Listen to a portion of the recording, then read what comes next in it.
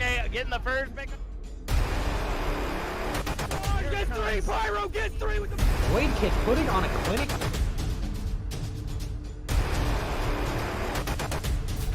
Whole team's down. Oh!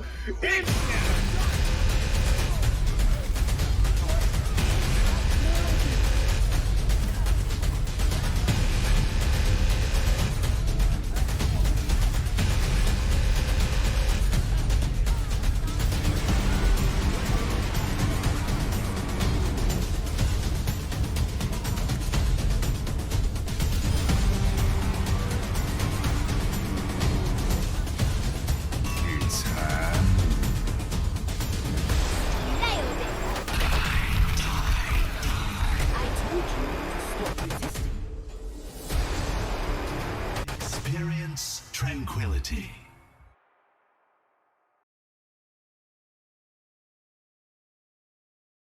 Hello, everyone, and welcome back to Transcendence, Tranquility, Transcendence, Tranquility. As we are in the Transcendence tier here with the wildcard playoffs, we do have a match here between Arctic Foxes and Team Rocket. Both these teams, obviously, in that wildcard tier, trying to push in to the more established teams here. Neither of these two teams are super favored coming into this playoffs, but obviously both of them have a lot to prove, and both of them going to be hungry for those pushing further into this playoffs. But just for this match, it's going to be interesting to see how it shapes up. But I am Morris Cass here on your play, and I'm joined by my great friend and main tank extraordinaire, Beak, who will be your analyst. How's it going, Beak, tonight? How are you feeling? Worse, it's good to be back with you, man. Yeah. And we got, like you said, a great game ahead of us. I mean, I know some people are hoping for the 8-map marathon that we saw last night in the first round of these playoffs, which is only maybe it's an arbiter of what's to come for the entirety of this bracket for all 3 divisions. And I think everyone from the viewership perspective would love that. And I think at least maybe my bladder wouldn't be so kind to that. But either way, I mean, what I love about this is both of these teams, 8 and 9 seeds coming in as this wild card, and very unproven, honestly. Like, you know, in all honesty, these two teams came in late to the game in the first and second stage of Tranquility in this season, and you get put with a lot of different forfeits and just trying to get acclimated to the league by joining late. And I think no matter what, they're going to try and make the best of the situations they have in. And these are 2 decent teams, and they're just trying, like you said, to get a shot to face some of the better teams, the more established teams of this Transcendence tier, namely Godhand, Ghostly Peppers, all the big names that we've come to know and love over these past couple months now. I mean, you think about the journey that we've had just getting into these playoffs. Time has moved pretty fast.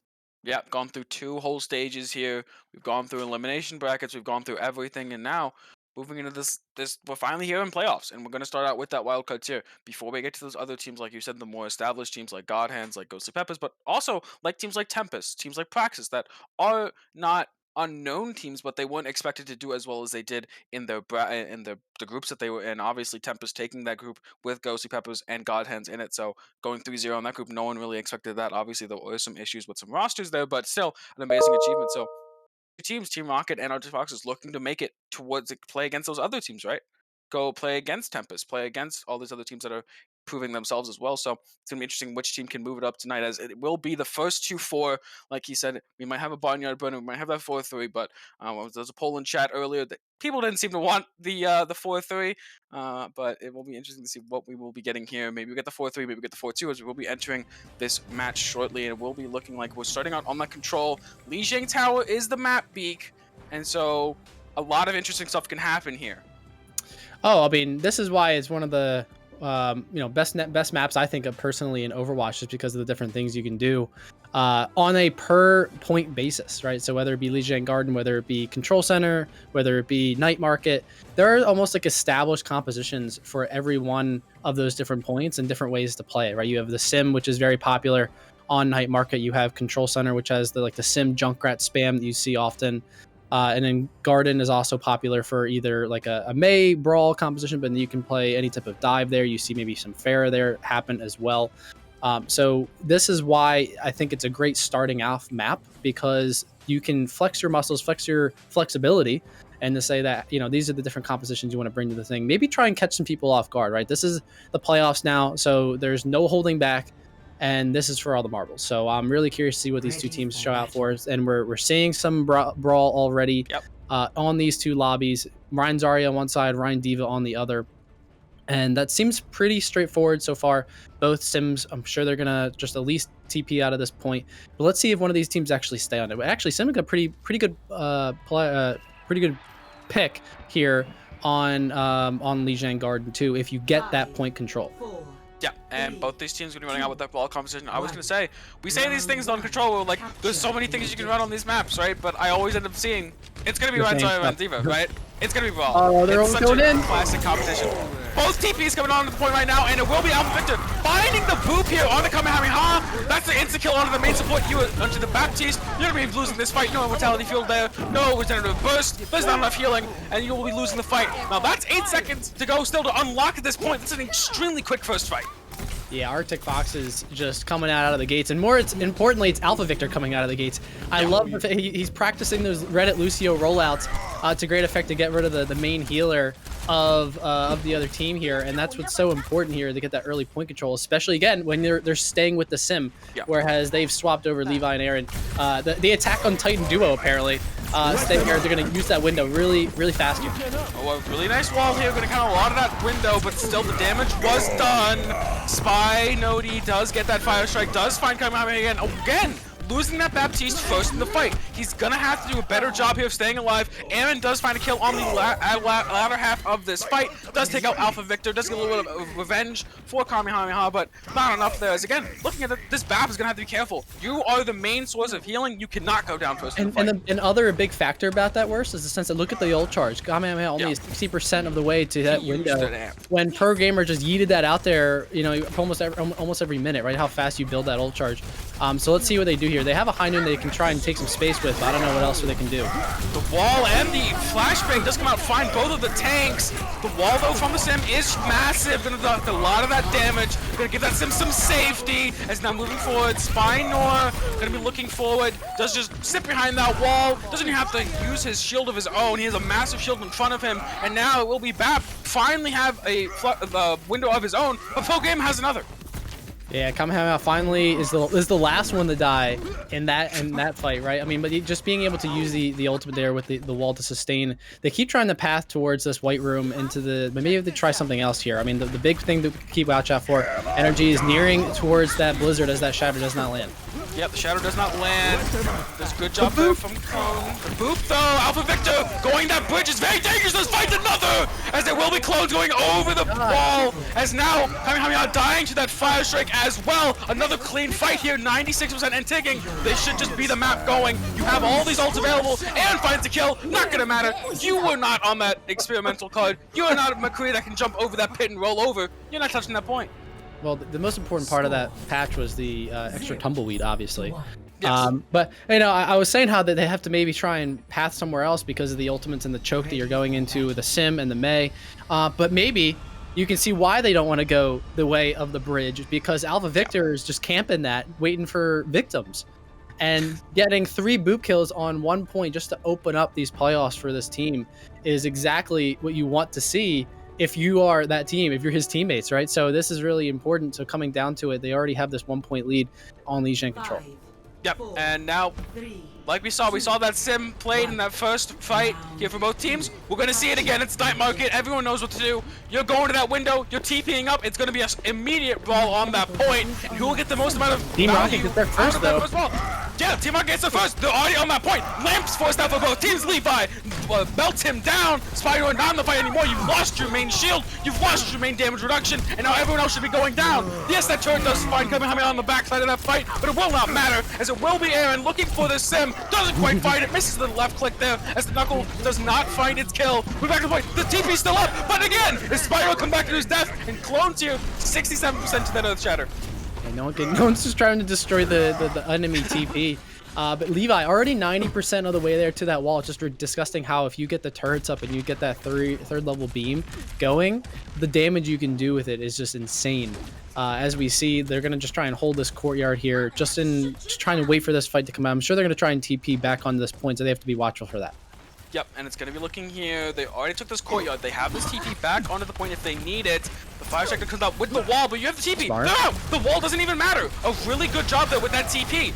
Now they have the wall available here for the sim. There's going to be a lot of damage reduction. You don't have a sim for the other side. This doesn't limit any ults. The Amp Matrix as well, coming out, beaming them down, coming out, looking for some damage. Does find the healing just in time. There's no lamp here for Pro Gamer. It's already gone. They're going to have to back out of this fight. They're kiting back, waiting for cooldowns to get back up. Pushing forward, but Aaron's not going to let them. Aaron punching in the front line does find the punch. We'll be looking for more. Not using any other cooldowns, punching once again. Doesn't find anything. Really kiting back. The TV back on the point. But a massive shadow coming out here from close. But he can't get anything with it. He gets taken out by Dima. And now moving on to this point, he will be spying over his shadow of his own. Does not have to commit it, as he will not have anyone in front of him to use it on, as they will be taking that fight. The lamp coming out just for good measure, and a clean retake here for the side of Arctic Foxes. I really do think that Team Rocket had this in the bag if they just didn't push the issue. I mean, obviously, I love the aggression, and you always want to be trying to pushing your luck there, but I think they just kind of walked into the trap of Arctic Foxes, allowing them to get the first capture here. They have both tank ultimates ready to go. Now, on the other hand, Team Rocket does have, you know, a Space Jam here come ready to go, as Marvin's Room and Aaron can combo on this. And they have a beat ready to go in case things get nasty, as well as Alpha Victor does too. No, the bomb from Dima's not going to find anything. Look at the hopeful bomb there. As you said, Space Jam, look at that. Lamar grabs, gets eaten by Dima. Doesn't find anything with the bomb, but finds to eat. As Pro Gamer will be the one taking out Aaron as well. This looks like a lost fight. Spyro taking his opposition. Oh, fine. But Marvel get cleaned up on point. Late beat from Gorbak Cheese. Sorry, it's already dead. You're not going to save anyone with that beat. They're already dead. Just stun coming out here. On the Kamehameha, they will lose their life as well. In a really bad fight here, you lose all your team fight ults, and you don't get anything for it. That is not the way you want to play that if you're Team Rocket. Yes, you have a sim wall to kind of get you back in. Yes, you might have a shatter coming in, but you want to have Gorbachee's beat for the next round if you knew all 3 members or 4 members of your team were already done. And look at the ultimate advantage that Arctic Foxes has coming into this fight. So this is going to be them ticking up above that 65% that Team Rocket has coming in. You have this wall though, that's a massive 5,000 damage to get taken out by that wall. The blizzard coming out though, everyone in this courtyard is getting frozen up, beaming them down. By Shuttle coming out, they will lose their main support. Once again, the BAP is gone. The lamp though was taken out already. He did get it out before he died. Aaron does find Pro Gamer as well. No BAPs on the field for either side. Alpha Victor does clean up clones. Once again, fighting Blue Lamar, killing him as well. Aaron trying to get as many kills as possible won't not matter, as 90% and ticking here. We'll have to get a really staggered contest. I don't know if that's good. McCree's going to try and flank around here, but I mean, even so, this is just going to be like everyone's just going to kind of wallow in one at a time. They do have both. They don't even have both. They have the Doom Bolt here, but I don't know, what else can they do? Nice shatter, does find that ball. The Slippery's character available here for the side of Team Rocket. Will be Spider-Man taken out as well. Does find the pin, but won't not matter. The Space Jet coming out a good wall there. Stops any of the damage from being threatening anyone. Aaron though finding a good punch, D-macking Dima, but will be taken out as well. As Dima finds the revenge for the fallen Mac. The Bunny Blast doing a lot of damage as well. That TP though is still up and available here for Arctic Foxes. They're gonna have staggers that come back to this fight really fast. Marv staying in that ball form. He's gonna have the headshot. A massive shadow, but he can't touch in time. A little bit of a jump as Arctic Foxes will be taking the first map here of potentially could be a little bit of an insight into what this series could be, as a really dominant round. Yeah, and it's no surprise that the play of the game is going to the Alpha Lucio himself, Alpha Victor, just getting booped up the boop. And this was that fight that we said, hey, maybe we should go bridge. No, don't go bridge. Do not go bridge again against Alpha Victor, as you know, he and the rest of the Arctic Foxes get this first map. And I think once they surrendered point, I mean, there was a sign of life from Team Rocket, but then they pushed their luck. Arctic Foxes counters. You get a big shatter out of clones, but it just wasn't enough. And now they are able to recap that point that Arctic Foxes does, and then they just never relinquish that point. And it just shows that I think Arctic Foxes has a little bit better of a handling of the beginning of these engagements. You see, they always know exactly the perfect time to throw out that sim wall. The amplification matrix come out really early, making them either have to kite back or have to use some of the utility of their own. And it just gives them the upper hand before the fight even really begins. So I think the pace of the game is being dictated by the Arctic Foxes right now. Yeah, and looking forward, that was obviously Control going to Arctic Foxes, one of the more chaotic modes we have, one of the more less organized maps that it can be. Not saying that wasn't organized in any way, but it is one of those maps where a lot of chaos does thrive there. But really good job there, both of these teams running that Rush composition.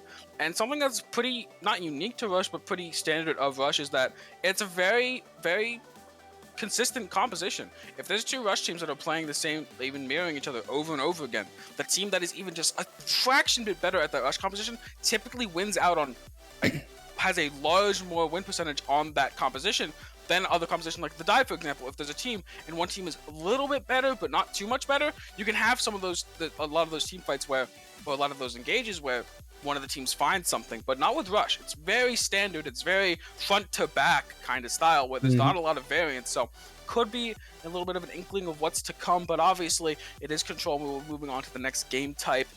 And the big difference there as well that we didn't really talk about there is the slight variation of the comp that you were just talking about in the Brawl, is that they had the Ryan Zarya with the Doomfist versus the Ryan Diva and the Mei McCree, much more standard, much more practice that we see here most of the time. And the Doomfist is really the big arbiter of the effectiveness of that composition that Team Rocket wanted to play with, right? And you actually saw, didn't really get a whole lot of value out of the Doomfist there, even with the projected bubbles coming out. That especially NRG negating the ultimate there from the Doomfist at the end with the wall, which was pretty sexy, honestly. Let's just be honest. So I mean that I think is why that composition is way more meta than the Doomfist Zarya comp, but it's effective if you play it the right way, but there's a lot more margin of error there. And a little bit of an update on scores. There's other games happening tonight, so we'll be updating throughout the night on the other games that are going on right now. Jersey Boys took that 1-0 over Modify there in the Harmony tier so far. Dort is 1-0 up on Infrared. Mob Mentality is 1-0 on Gravity. Heatwave 1-0 on Extidum. Boop is 1-0 on Holy Jalapenos, and Still Team Spuds is 1-0 over Deja Vu. So anyone else looking for those teams tonight, that is a little update on that score. Again, when we do get those score updates, we'll be giving them to in the between maps, so be a little on the lookout for them. Obviously, the main focus is on this tier. This is the featured match of tonight, but can't throw a little love to other teams that are fighting it out as we speak. Yeah. Yeah, and it's good to, and of course, like, you know, they're going to want to know what's going on around the league too, right? Obviously, you want to focus on your own game. But you always have the eye to the future as to, you know, who's playing well, who's not playing well, you know, what teams might you be seeing in the future if you're winning this game. So as we head to Volsky Industries is going to be our second map, Team Rocket's pick. This will be the interesting to see how they want to respond to that first map loss.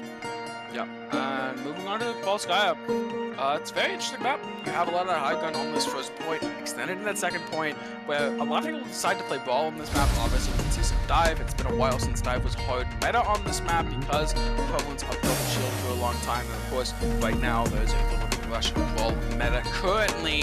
So I haven't seen a lot of that double sniper like we did in Overwatch League Season 1 if you were around for that. I know that's a long time ago, but it was one of the things that stood out to me when watching this map. A lot of Widowmaker on offense when you wouldn't really think about Widowmaker. You wouldn't think there's a lot of line of sight, sight lines for them, but they made it work back then.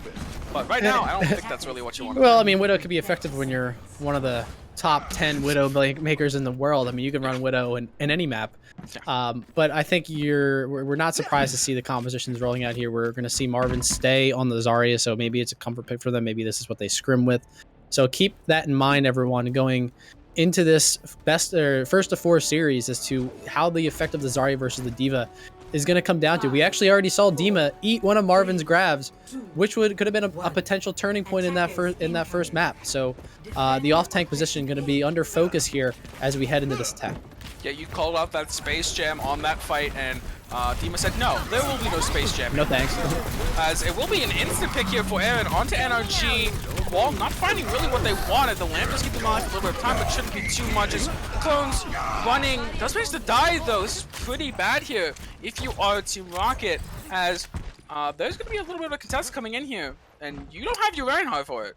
Yeah, if they play this fast, exactly, they can try and get maybe some point capture, but it seems like they're going to try and completely regroup themselves and go in here. But I think the Spiner see what they can get away with, because it seems like they can just waltz the point here, and Diva is going to get a better scouting view of this land. Yeah, the Diva already on that high ground. The Good Ryan wall. just coming back in. The wall does keep that Reinhardt out of the fight. Clone still not here. The lamp though coming out from ProGamer trying to keep the Reinhardt alive. As it will be the charge from Oblivion here from Clones. He does get taken out almost instantly. As keeping them in this room, they can't even push out. The wall's just keeping them in. This counter wall by Aaron, trying to find someone, trying to keeping them a little bit closer. But will actually be a boot here from Dima onto Jorge. As now it's a really quick take, and they'll be rushing to the second point with an ult advantage. And to your point earlier, I mean, that loss spike of Clones when they pushed and won that fight is really what cost them point A, right? They got all of that free space onto point A, and then that wall from NRG is what gave them the space onto point, and it was just too little too late. And look at all the ults they have coming into this. They can snowball this if they want, but let's see what Aaron does with his Blizzards. The Blizzard's not coming out just yet, as it will be Dr. Sepper does find Marvin, then down the Zarya, down Clones on that Reinhardt. They have no tanks here. Now they lost their DPS, now they're losing their supports. Everyone's just getting cleaned up on the point. Aaron does manage to find energy on that Mei. When this stall does come in here, they don't have that Mei for that CC. This could be pretty integral, as it will be the Zarya, the first one to contest. Nice pin here, keeps them off the point, and a little bit of a quick, really quick take here. 5 minutes for Volskaya. It's just amazing. 1 or 2 mistakes on a 2CP map leads to that result. 5 minutes over nearly in an attack round, right? I mean, it didn't even seem like Team Rocket had a chance to collect themselves for a steady defense, right? But if you lose one fight and you just get steamrolled into the next one, that's something you just have to deal with, right? So now talk about an uphill battle coming in, that they're already down 1 map in this series, in this first wildcard playoff match. So, I mean, I'm sure this is not how they wanted things to go, but this is why they have to just recollect themselves and try and make a match that same time. And this is all going to come down to how fast can they get this first point A, right? And I think if they don't get this first point A in at least the first or 2 fights here, then I think this map is going to be going over to the Arctic Foxes. And of course, anything can happen. It is 2CP, we all know it. But it's just making the job for themselves just way harder, right? And it's because it's a time-based objective game. The longer they fight out these things, and the better the Arctic Foxes can delay, you know, this is going to be important, right? And of course, we saw that the off-tank difference there didn't make a huge bit difference in the end, but it just, you have to stay alive if you're on this defense because of the spawns on the attacker side. That is the nature of 2CP. That's why a lot of people probably don't even like the game mode.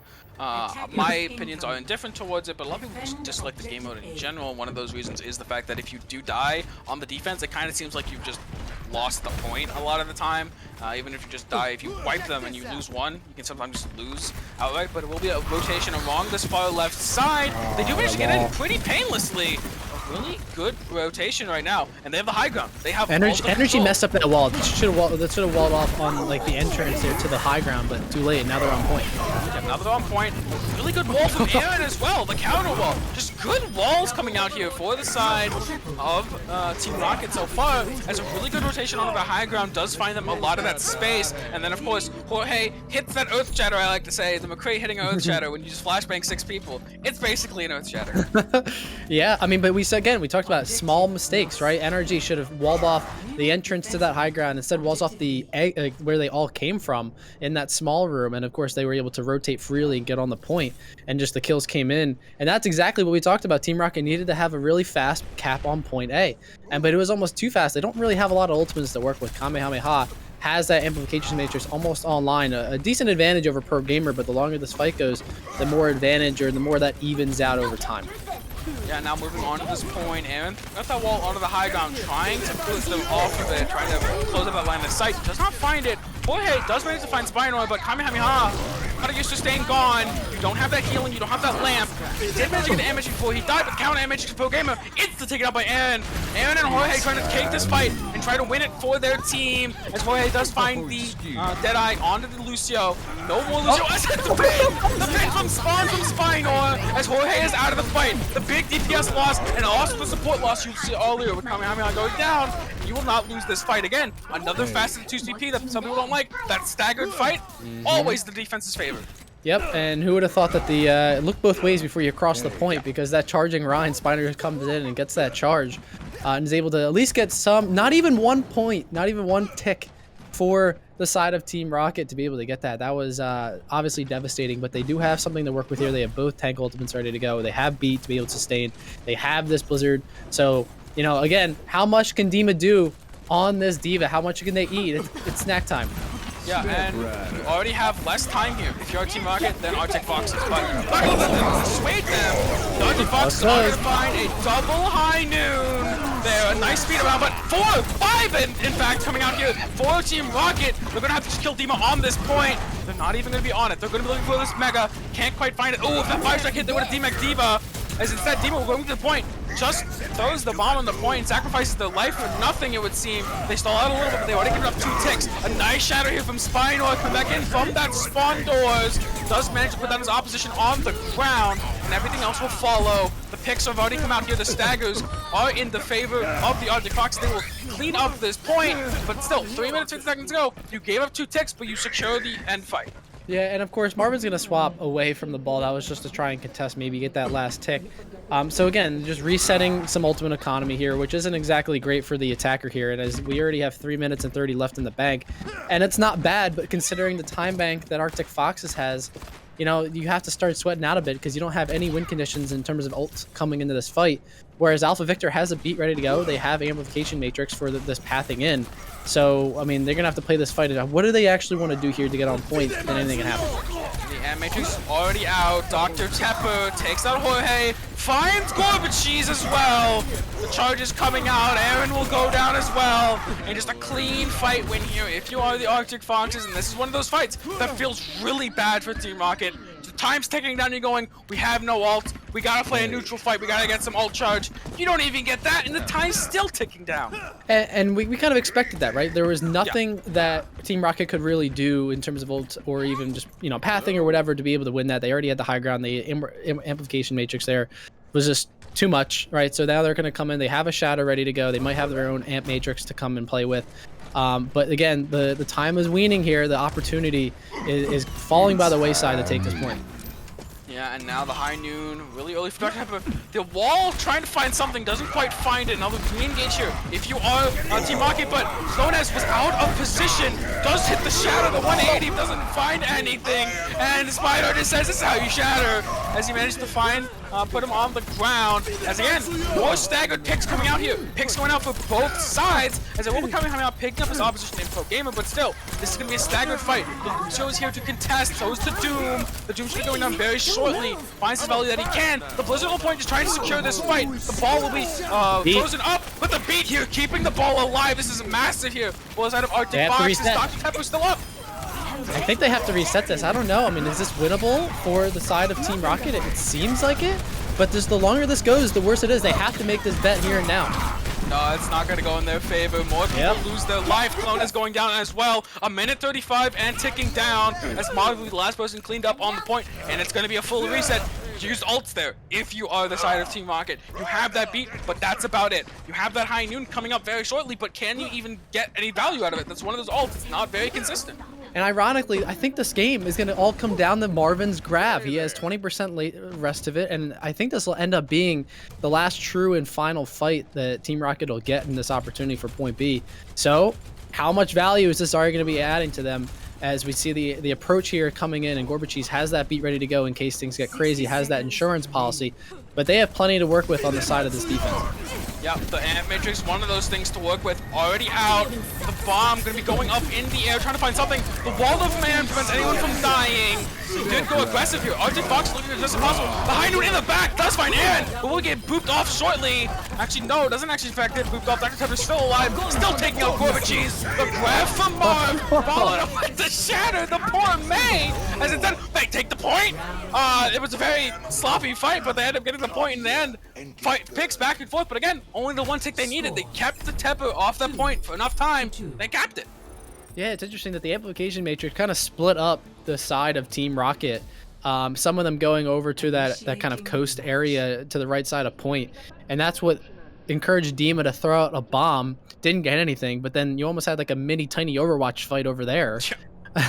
And then of course the grab that we talked a lot about, Marvin ends up using it on a solo May, where then it gets precededly shattered. Now if any of the main tanks in chat, I'm sure they loved seeing all that abuse to the May, but I mean, honestly, in the end, it did work out, right? Because they weren't able to touch. I mean, Dr. Tepper, I think, was able to eventually get on, but it was too late, and they already capped. And this is important because they still at least get a minute. So that's very notable for at least Team Rocket can have some life, some hope to win this map. But they are facing 5 minutes and 27 seconds on their own defense. So, you know, a minute can be forever or it could be really fleeting here in Overwatch. So let's see what they can do with it. Yep. Again, both teams did not get over 2 minutes, so it's not going to go down to that 2 minute mark. We'll be that 1 minute here again. Couldn't be Droskaya for this. Maybe that would be a gargantuan defense by Team Rocket, but they're gonna have to focus on their own attack right now. Yeah, right now they do only have a minute to attack. That's one clean team fight if you go fast enough, maybe two. As the wall already coming out, this isn't going to be clean in the slightest. That's going to be a little bit drawn out. They do manage to get Gorbachev does go down in the end of that rotation. It's a shatter. That was a shatter in less than 30 seconds. Spinor just going woo, popping off right there. Pops the flex as well. He's been flexing on this team all game, and he continues to do so. Yeah, I mean, when you have just 2 Ryans and 6 players between 2 walls, that shot is going to be built pretty quick. Clones was just trying to rotate and gets blocked off. So he was just trying to live, but, you know, 15 seconds, will they even get to point here? I don't even know if they can. Like I said, it's one clean fight, a second really staggered fight. The wall already coming out here, already going down, Aaron just dropping it immediately. Already on the rotation. Zarya is going to be running their little feet over to that point. Going to be getting it. This rotation does come out. They have a little bit of positioning. They don't have that Amp Matrix. The only thing available to them is already gone. The Amp Matrix to respond from Pro Gamer. They do find the damage. The Micro Missiles doing so much damage. They managed to find Aaron as well. Going down. Spider with another shatter. Clone fights his first shatter of the game, but it's much more effective than the second one there from Spinor. As it will be a little bit of a staggered fight on this point. The grab is available, and there's no D.Va to eat this. The D-Mac has already come in, maybe trying to even save it, not even going to try to use it. The spawns are in their favor, but this is not the time to play it safe. This is the time to go. You have to use this grab eventually, and you have to might use it now. The beat instead can be used instead. The beat also available here from Alpha Victor, but this still could lose. You can still lose this fight. You have to start popping on if you want to secure this fight. The D.Va bomb does find out the grab coming out. Oh, wait, too late, and they lose the point. They don't know. No, the grab! No! But Dima's bomb bases them off the point. I was like, he has his ult, and Marvin has his ult in the grab.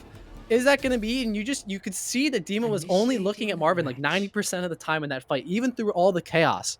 And then they purposely, obviously, smartly de-mech Dima, and then out of nowhere, I mean, you have to just re-mech yourself, right? Obviously, if you have your ult, it's overtime. Why wouldn't you? And because of that, they decided to grab 3 members of Arctic Foxes on point, but they have to get off point because of the bomb.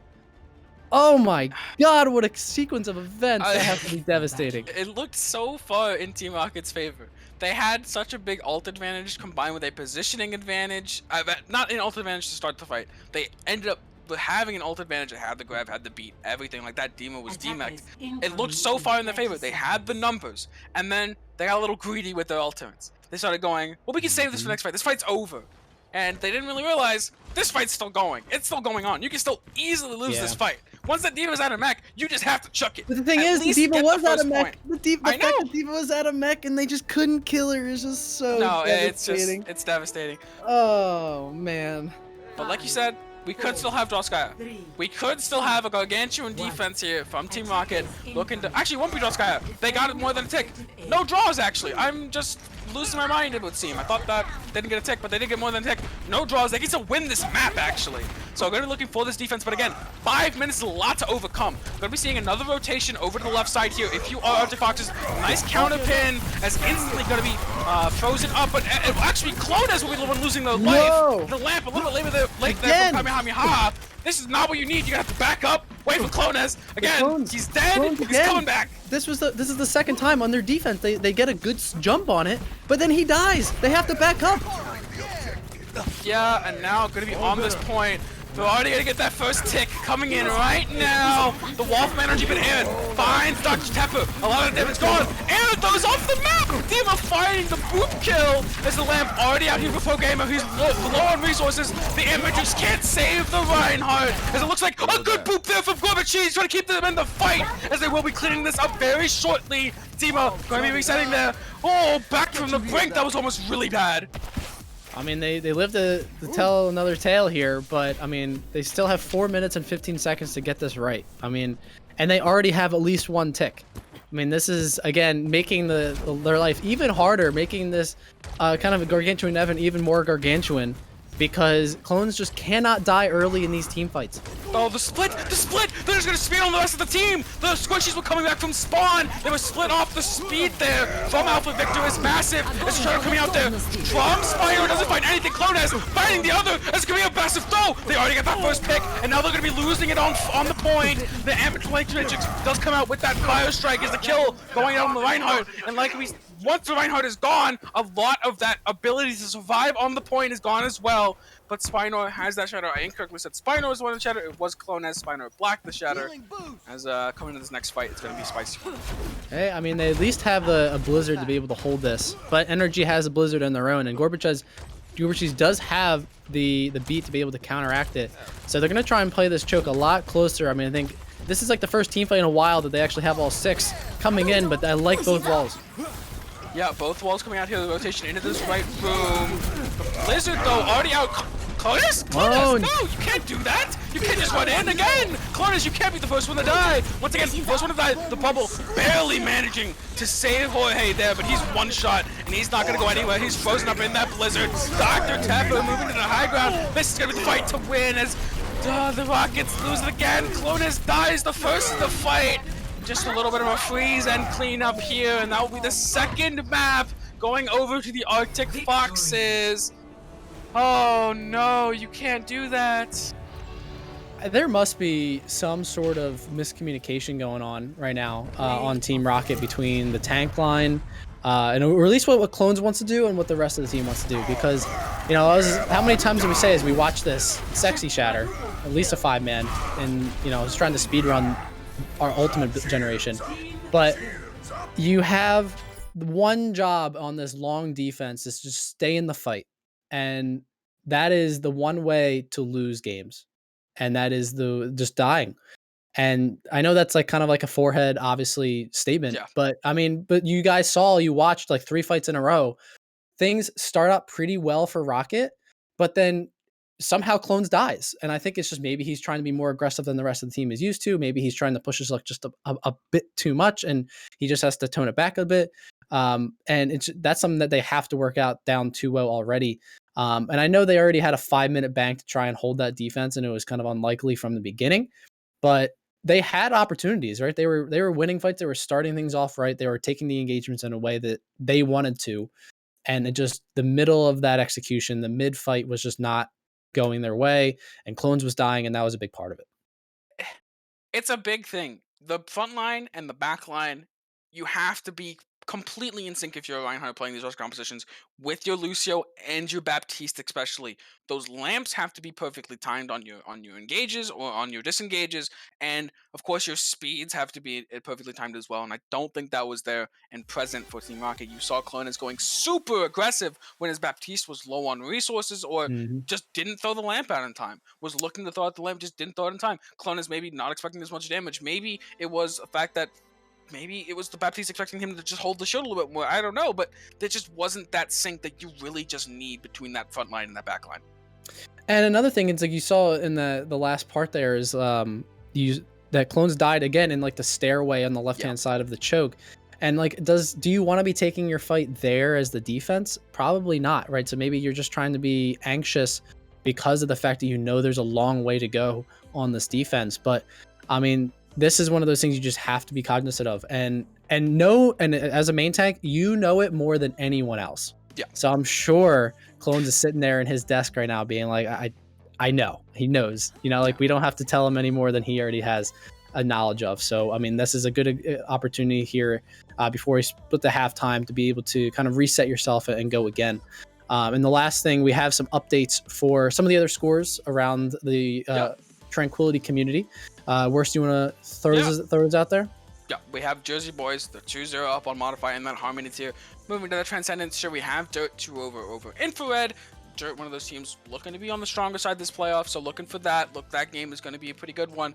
Fighting Potatoes is down 0-2 against Ranch Revolution, down in that Harmony tier. Again, two of those teams, pretty popular teams, I would say. I like both those teams a lot, so interesting to see how that one ends up going. Again, 1-4, so nothing to really panic about just yet. Boop is 2-0 over Holy Jalapenos in that Harmony tier as well. As we move to the Discord tier, we have still Team Spuds 2-0 over Deja Vu, and an interesting one, not a 2-0, not a 2-0 yet. It's Heatwave 1-0 Extidium, as they are tied on map 2.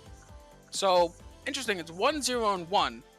Looking again, it's 1-4, so gonna have a couple more maps coming in here. The first scoreline so far that hasn't been a 2-0, so could be an interesting one, that one. Maybe Extidium is looking on that and looking to tie this series up 1-1. But that's the updates for there, as we will be moving into the third map very shortly. Of course, the halftime will come after that third map, so even after that, please do stick around. We'll have more action as at least another map after that one. As for right now, it looks to be a really strong series here so far for Arctic Fox. Already up 2-0. Pretty dominant Volskaya just came out. I'm curious here. Team Rocket's choosing Hollywood as their third map. Wonder what if they change anything up from a compositional perspective. Because I think Hollywood, you can get away with some other compositions other than Brawl. Especially on Streets phase of Hollywood, with all that high ground, with the elevator access, you have a long range sight lines. You could play long range DPS like a Widow or an Ashe. So, I mean, maybe they are not, suited towards that traditional Brawl composition, as we've seen them move towards that Zarya versus the Diva that's way more popularized.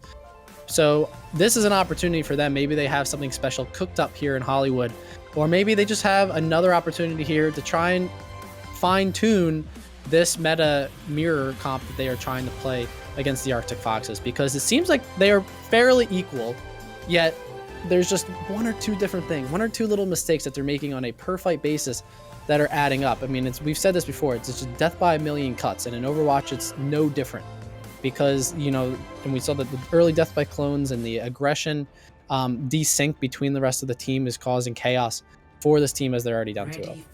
Yeah, and we're gonna have to look for that. Look at clones, look at Kamehameha, look how those two are playing. That is gonna be the key to this series. If that kind of cohesion improves, this series should easily turn around. I could see it easily turning around, as the rest of the team is playing pretty well, I would say. It's just that disconnect that's just like a kind of just out there, It's just like it's just like a little bit thing out of place. It's like, look at these two pictures, what's out of place? That's what's out of place. It's the same picture. It's that Pam meme. It's the same picture. Yeah. But looking here, these two compositions, again, same thing we've seen every time, but again, go into a little bit on that Diva versus Zarya kind of choice, because that's just a choice that's up to a per team basis. Yeah, it really is. I mean, that just ends up coming down to, I think, hero pools, right? If Marvin is more comfortable on the Zarya, I mean, this isn't the Overwatch League, right? You play what you're comfortable at, pretty much up to every level minus, 4.3 and above, right? So, especially if you're a specialist. So watch for them to make this rotation high ground and try and take this here with the wall already coming out. But this is an interesting way, but you need to take this high ground if you're the attackers. Yeah, the shield, though, both bubbles are out here for Marvin. As the fire strike going to be coming out, the Diva does manage to eat it. A lot less of that ult charge can come out because he's on the ground. Clonus is down. You don't have your Reinhardt up here. You're going to have to back off. As that's exactly what they do. And with the disengage, as it will be Clonus in the backline, does find Pro Gamer with that charge from behind. Ranch to get traded out. I don't know. You lose a lot of the sustain here. If you are the Arctic Fox, yep, they're just going to speed back out. A really nice choice to just reset, disengage, wait for your Baptiste to come back. Even if you kill the Reinhardt, they don't have the immortality field. And I mean, the one thing you have to notice is in those mid fights is like there's no Diva on the side of Team Rocket to be able to eat those fire strikes. So Spiner can build up those shatters even faster than Clones, even though he has the shadow ready to go. And I know they spot him out already. Oh, Clones again. Well, he was looking for the shadow on the outside, but does not find it. Instead, finds a flashbang to the face and then gets cleaned up with all that damage. There's a little energy on top of this wall, in fact. Does manage to get some shots down. Oh, he's just one shot as Levi. He managed to get taken out. Again, another flashbang coming out on the side, but they don't manage that. There they are cleaned up eventually. As in fact, it was Spinal taken out by Kamehameha. This fight could turn in their favor. Again, it's a teammate coming out of the Demon, but yeah, they're left alive here, and that spawn's just not quite close enough to keep him up. That will be the Arctic Foxes taking this fight after Clonez Takes a little bit of a dive there.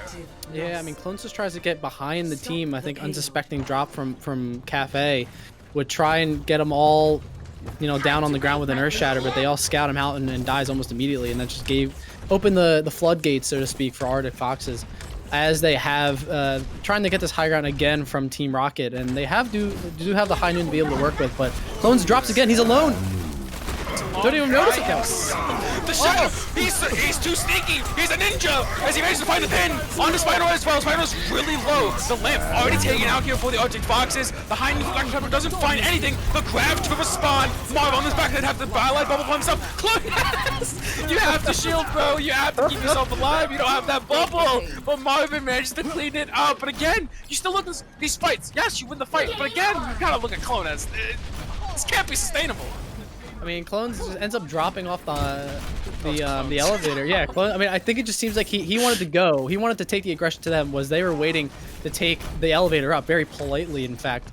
And he's like, why would we wait for them to take the elevator? Let's just go to them. But then he's the only one that goes. But then he shatters. But at least he got the beat out, right? So that's good. But I mean, the fact is, on this defense, they still have their own beat to be able to hold. They still have this Blizzard, as well does NRG. So it doesn't seem like they're going to try and take this high ground now, but let's see what kind of plans NRG has with this wall. Clonus, again, first to drop as you expect.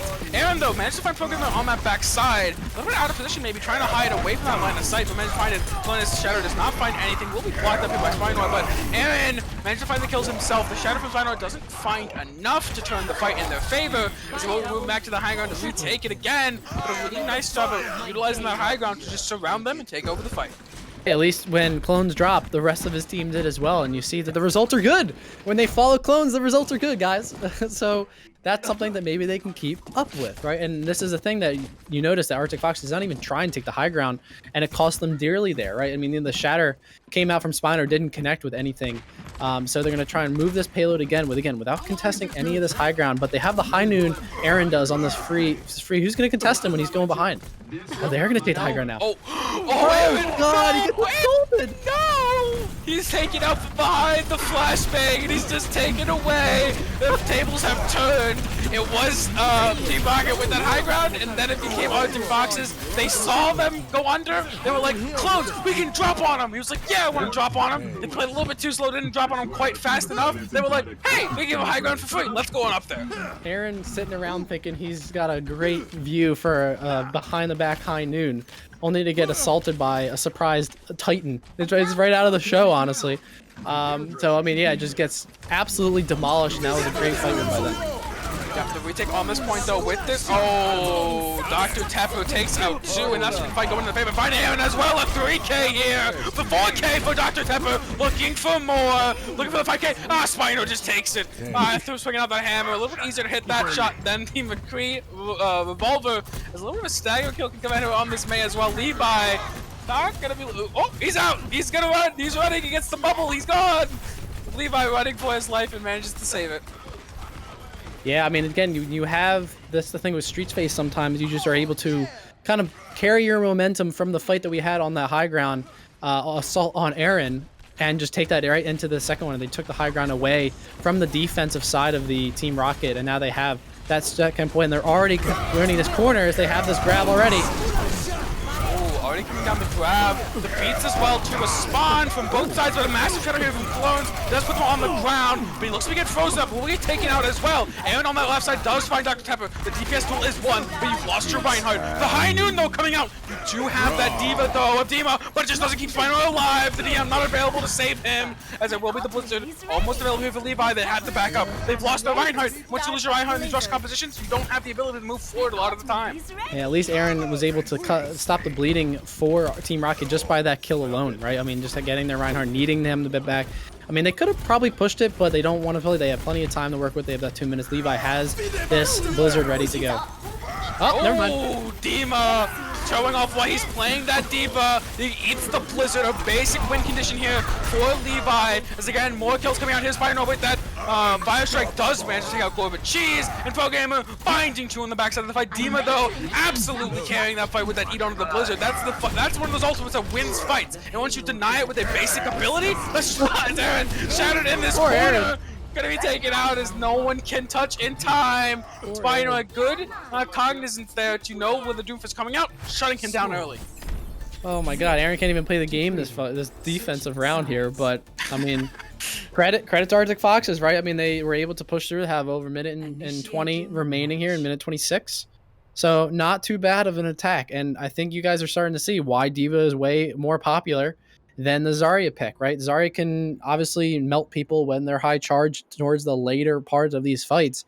But the utility that the D.Va provides, the high ground control, the defensive matrix, being able to negate entire ultimates with a single cooldown, is just too valuable right now. And that's why you see when people go brawl compositions in these long-standing metas, it's why you don't play a lot of Rein Zarya anymore. You play that Rein D.Va just because of how powerful she is. The 3 to 4 second cooldown on the boosters.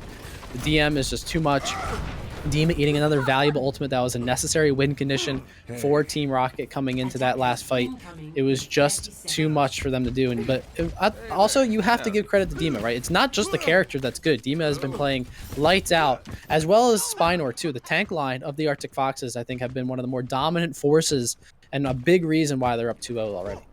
Yeah, up to, again, like you said, that's why D.Va is really popular. I think people kind of forget. D.Va was meta for like 2.5 years for a reason. Like, character's good, man. When Sigma isn't absolutely bonkers broken, D.Va's good. Don't forget it, and especially when she got some compensation buffs as well. Because of Sigma, I mean, yeah. Zarya is fine, but you just really want that D.Va for a lot of things. Again, eating fire strikes, like you said, Spinor, having the start of the thing.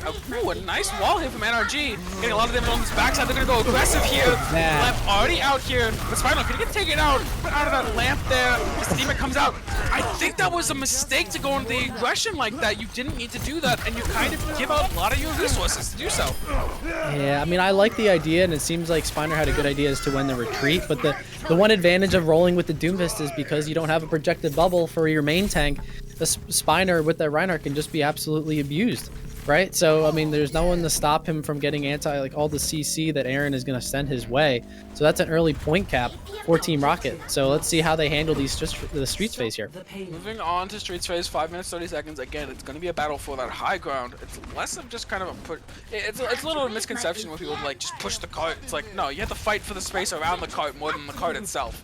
You only need 1 person on cart. You need at least 6 people to take that high ground, or 5 people to take that high ground. So yeah, that's what a lot of your biggest thing here that we have to watch out is, like, obviously gonna try and take the elevator up, and I'm obviously Arctic Foxes knows it's gonna happen, but the timing is Clone's gonna be able to take it alone, because that is not gonna be good. At least gets 3. You will just get pooped off immediately. Aaron goes in the backline with the Doomfist, almost gets taken out as well. Just pin on the ult. So they go, you know what? We're gonna do exactly what they did to us. We're gonna go to this lowest end. Spinor jumping down with that shatter. Clones throws at the first one. Spinor trying to respond, but no one is left on the ground, as Clones will be the first one to die in this team fight. Aaron looking for something, looking to trade back, but Dr. Tepu on the bridge finds the high noon. The tumbleweeds roll out, and everyone lies dead on the ground as the team fight goes the way of the Arctic Foxes. And this is why this high ground is so important, because you have the McCree that can just have some of those game-changing ultimates that you can't really negate, because A, you don't have a D.Va. You know, where have we heard this story before? And I mean, short of getting an icicle to the face, you know, that McCree is going to have an easy time to get at least 1 or 2 picks with that high ground control, right? So this is why it's all the more important for Team Rocket to try and utilize that, but it seems like they have no interest in it. Yeah, they're just going to go on that lower ground like Arctic Foxes did to them, but key thing here, they ended up taking the high ground eventually anyways, as Energy really found on the outside of this wall, does have that ice block to keep them alive, but the grab here is available for Marv. The big thing separating Zarya and D.Va is a team fight winning ultimate in that Graviton Surge, but again, D.Va's looking to negate that, but just can't quite find it, won't even have to use it, gonna be pushing on this next fight. The aggression, again, you see that aggression from Arctic Foxes instantly punished. Yeah, I mean, they're almost trying to turn it too far, right? So Spinor has to try and, you know, be a little more caring with their life there. As we look at the ultimates that they have coming into this attack, all 4 tanks in terms of the DPS ultimates and the tank ultimates, this should be theirs to win. Yeah, very early grab coming out. The Space Jam finds him off the point. Get it, it's just the point. You're in the Graviton Surge, you cannot move, you cannot run to that point, you'll just get taken out, and they win the fight after anyway, so really good job there from Team Rocket, rolling into this 3rd point, 4 minutes and 45 seconds to go. I mean, and they didn't even have to invest everything into that. That's really good. I mean, they had that was a good grab by Marvin. That's one of the reasons why you would play that Zarya. And even with the space jam that came in, they had to Alpha Vest and invested that beat. But when they all are pathing from another way and the cart gets capped for free, talk about value for Team Rocket. This is immediately swinging in their direction now as they have this Blizzard to be able to win this fight, and they have nothing on the other end other than more Mortality Field to negate it. But look at Dima. Look at the defense matrix. Levi's under pressure. Might be looking to throw it out. The shadow coming out from clones. There's people on the ground. There's no mech for this Diva just yet. He throws out. You throw it out right now. There's no Diva mech available. Diva's already dead. Kamehameha finds two of his own. Finds both of the tanks. Put him on the ground. And it will be the ult for the Blizzard to guarantee it. Put the ice block onto the point. A really good job there to stall. Using the momentum to keep on the point. With the insta kill out. And it looks like a big turnaround here for the side of Team Rocket. We thought this map was so heavy in Arctic Fox's favor, finishing out Hollywood, and then Team Rocket goes, finishing Hollywood isn't something special, we can do it too. Well, I think that's the value of just momentum, right? I mean, it's a slippery slope in these games, especially on defense, right? If you lose one fight, that's fine, but when you lose a fight or two in the worst possible places, then that's what gets you these really large time banks that you're giving up. So, I mean, 3 minutes and 50 seconds is a long time and is a really fast time for especially Hollywood of all maps, just because, you know, if you can make these fights last really long in like a streets phase like Hollywood streets, then you're in a decent spot, right? I mean, that's not really that great to be able to give up a 3 minute and 50 second defense, but I mean, Arctic Fox is already up 2-0. It seems like they have had the number so far, but I think like we talked about a couple different times on that attack, Spiner and the rest of the Arctic Foxes were a little bit too aggressive. They took some pathing errors that weren't exactly the best, but the credit to Team Rocket, they capitalized on those mistakes, right? So, you know, Team Rocket is not out of this game yet. Yeah. Yeah, Team Rocket here has that really big time advantage, almost as much time as they started with, but nothing's really settled. It's only 1:30 here available for Arctic Foxes, but it's a lot of time to get it working with. I've seen people finish King's Row with a minute. I've seen people not finish King Row with 6 minutes. I've seen people finish Hollywood with 2 minutes and not finish with 7. Anything is possible. Anything is possible in Overwatch. Ladies and gentlemen, it all comes down to that momentum, those team fights, as they will be looking at a new strategy, going that lower right side, and Clones will be dropping down to try and fight him again. Spino already dead. You already have a shadow here for Clones as well. Again, it's like we saw in Volskaya. This is just the opposite side though. Spino was doing this last time, now it's Clones. How the tables have turned here. And I like the idea of the attack here, just trying to kite probably through security, then behind it up through to Cafe to kind of flip the tide of the positioning between these two teams. But obviously it didn't work out. Really good wall by Levi to be able to negate any of the progress they wanted to make on that transition. Yep, and right now we do have them going back to that upper left-hand corner, like we see a lot of teams do. Shatter coming in. Can you do it? Jump on the corner, Shatter! Oh, he knew it. Spino knew it was happening. He scouted it. He wasn't going to fall for it. The Ant Matrix here is available for Pokemon. He's in the support with this lamp. As Dr. Pepper does find Levi, that's a lot of that CC just gone. And the lamp as well. You have a little lamp here for the side of Arctic Foxes. Dr. Pepper finding another. The Fire Strike. A Shatter! Another Shatter available! Oh, the wall blocks the Fire Strike and Clones loses his life. That could have turned the fight so far in their favor, but a massive play there from Energy and Tepper keeps them in and wins them the fight. It just seemed like no one wanted to give up that high ground, right? So everyone was just fighting within like literally like a 2-meter radius. Yeah. That was what allows Clones to get 2 shatters within, you know, literally 20 seconds. It seems like uses the first one at the beginning of the fight and gets another one towards the tail end, and use, like you said, the wall was just there in the way as they're able to finally cap it. Now the overtime, they cannot leave this point.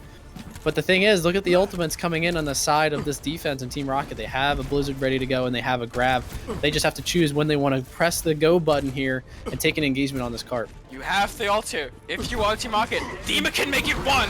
It's all up to Dima. Looking, doesn't eat 1 this, didn't get the grab, wasn't hungry enough. The beat though available here for Alpha to keep them alive in this. Levi gets the ult out as well. All the ult coming out. The high noon finds Pokemon a little bit too high in that air. Clones finds the shadow of his own, and that will be the round ending. But I think Arctic Foxes is fine enough with that. They only had 1:30. That's a reasonable expectation for 1:30. That's right. I mean, it's winnable, obviously. It's basically a standard defense, you know, when you start off any Hollywood D, right? I mean, you get usually 4 minutes on any given attack, right? So 3 minutes and 50 seconds is doable. I mean, we've all gotten full held on Hollywood first point. So I'm sure that Arctic Foxes is confident in their ability to win this map. And at the last part, I mean, I think it was really well done by Team Rocket. They used a grab in a way that Dima definitely couldn't eat that by pretty much eating into the corner of the canopy, it seemed like. Pretty much had to use all of their resources just to stay alive in that, using the immortality field at a perfect time. Didn't really find any eliminations from the grab itself. But then the longer that fight lasts, I mean, all of their resources were on cooldown. Aaron had the high noon from a distance that no one could even compete with, finding that early kill in Kamehameha, and then just that shatter from clones to really clean up was what I think was the big difference maker coming in. But to your point, Worse, like you said, I mean, that's a good time for the attack. I think they'll be happy with that. And I think now they have to go to work on this defense. Yeah. And looking at this, could be really massive here. Yes, you have 3 minutes 50 seconds. This is plenty of time. You're feeling confident going into this point, but again, you're gonna have to look at it. I want to look at that immortality usage. Immortality field is a lot like defensive ult. Like we talk about Lucy beats, like you see it cast all the time. The later Lucy ult typically wins, and that's the thing. If you can hold your lamp, if you can hold your lamp after the lamp and not lose anyone doing it, then you have the later lamp. That's a immortality field advantage. But if you if you lose people from that, then you're greedy, right? Don't be greedy. Don't be greedy. But like, speaking of, it's already down. It's already down. Kamehameha using it. Not greedy. He's a little selfless. Trying to keep it alive. The Aaron does find the punch onto the high ground though. Kamehameha losing his life as well as clones in this little enclosed space, just losing their life. Nothing to keep them alive. So much spam damage coming down, and not enough shields to keep them alive through it. As not really any ult charge accumulated there outside of Kamehameha. I'm not sure how much I like them pathing this top left stairway with the DPS combo that they have with the Doomfist. I mean, the Doomfist gets one punch through everyone else, right? And then just kind of immediately got deleted. But then after that, like, what do? You can't really push in because otherwise just shooting his little wrists like pellets. It's not going to do much for you. They're gonna try a different way here. They hear you. Ooh, a nice wall here from Aaron, giving them location access to that point. Damage will be going down very shortly. Will be coming up on the shadow here for Spinoids on the clones to block it. Block it, he does. The immortality field is out here for Arctic Fox. It's not enough for the Kamehameha responding with his own a little bit later than the other one. Shooting. Fine. Clones ran away from the immortality field. A little bit again. That disconnect you gotta think about. The Reinhardt Baptiste disconnect is kind of costing them. I guess he didn't see where the disc went because obviously Kamehameha threw it at him on the other side of the cart, and he jumped over the cart back to go near pretty much point blank Kamehameha and just immediately dies. So I mean, either way, next fight, we got to talk about that. I mean, Marvin has this grab ready to go. Let's see if they're going to try and kite through security again. Dima has this bomb, and they have their blizzard of their own, right? No beats on either side. Yep. Oh no, clones cut out. That wall is out and available on the outside of the point. You have to become available. There's the freeze though here for NRG. A lot of people getting frozen up. The immortality is going to keep them alive, but it will be going down very shortly. A massive shatter to follow it up. The freeze into the shatter, and 1:30 left available. 2 minutes already off the clock, and it's looking like a pretty good fight here, a pretty good map here for Arctic Foxes. Yeah, I mean, we said that this is very much holdable on this defense, as they have a beat to be able to work with. They have both of these support ults, actually. They have this bomb to be able to work with in case Dima needs to remech themselves. But again, all going to come down to this off-tank difference of Dima versus Marvin. Who's going to get the better of their ultimates here in what could be the final fight in earnest. So the ultimate, the bomb already thrown out instantly. The crab on the high ground, but no one can really respond. Just looking for ticks, I assume. Also, the zone, every ult is a zoning ult now, I guess, as everything has been thrown out on this point to keep them away from it. You have 2 ticks, but they can be just right after the ults are available. And come on, finds Levi. The shadow from Clone doesn't find anyone, and the image just is ruined by that wall. You have High Noon on Temper here. No one can stop it. Everyone's gonna die to this. Oh, no. There's a little bit of a throw there. You threw all of your ult just to keep them off the point. You can't cap the point like that. Yeah, it seems like this will be the end of the road here, at least in this map, for Team Rocket, barring any type of, miracle, honestly. Miracle High Noon from Aaron. But that grab on the high ground, I'm not really sure what kind of things they were thinking of. No one could capitalize, right? I mean, and that was one of your most important ultimates to be able to win that last fight. So that is something that, a gift, honestly, that Arctic Foxes will take. But everyone does get the point here. Looking for Kamehameha, he's one shot. 180 shatter from Spider, doesn't really find anyone. as they will all be alive here. You have Aaron with the wait, so out of position, finds himself dying. Both DPS are dead. The supports are soon to follow. Everyone getting frozen up and taken out, and that's 3 minutes and 50 seconds gone. As it will be Arctic Foxes taking the third map with a time bank difference, but they don't care. They just win out the map in the end. Yeah, I mean, who cares if you give up an entire point and some distance, right? If that's what you get, because you can just entirely full hold. And that's kind of what we talked about in between those 2 rounds, is that I think Arctic Foxes was very confident in their ability to hold this. And this free shatter, after all, the drop of the shield there by Clones at the very last second, just too much there as he gets some flexing again. And I think he's doing plenty of that in this map, in this match, honestly, is now there's a 3-0 for Arctic Foxes, and they are on the brink in this wildcard round as Team Rocket. They need to change something up, and they need to change something up fast. Yeah, and it's a little bit rough, right? If you are Team Rocket, and like I said, this is kind of how the nature of the composition. This is kind of how Rush is. It's very different from Dive, where Dive is a little bit more chaotic. Of those team fights, even if you're like a little bit less of a worse team than the other team, you could still eke out team fight wins in a manner that wins you maps. But in Rush, it's very hard to consistently, if you're not as good as the other team, to consistently win team fights to the point that you're winning maps or taking maps off people. That's kind of how this composition is, and that's kind of why you're seeing a lot of these 2-0s, 3-0s, 4-0s that we've been seeing all night, not only from this match but from other matches, because even with the slightest margin of a team being better, the composition naturally gives you higher win percentages on team fights. Yeah, and not only that, it has other smaller kind of trickle down effects, right? And you saw that the first part, our Team Rocket wanted to kite up those stairs, meet them on that high ground, contest the high ground, get them off, flush them out, whatever verb you want to use.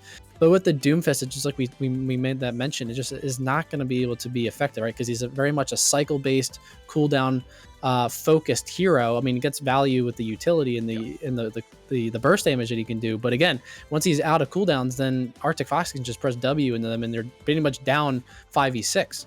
But once they realized that was not the way they want to do it, but they wanted to stick with the comp, to your point, now they tried kiting through security right to point, right? Trying to wall off the high ground, but you're still keeping the high ground for the rest of the Arctic Foxes, right? So that's when you saw that one of the big plays towards the latter part of that fight, in the deciding fight of the game, is you have the BAP on the high ground, you have the McCree on the high ground as well, just kind of being able to take those pot shots, as well as throw amplification mechs from high ground, throw all the different utility that they have from pretty much free distance, right? They don't even have to worry about getting any threats from that level.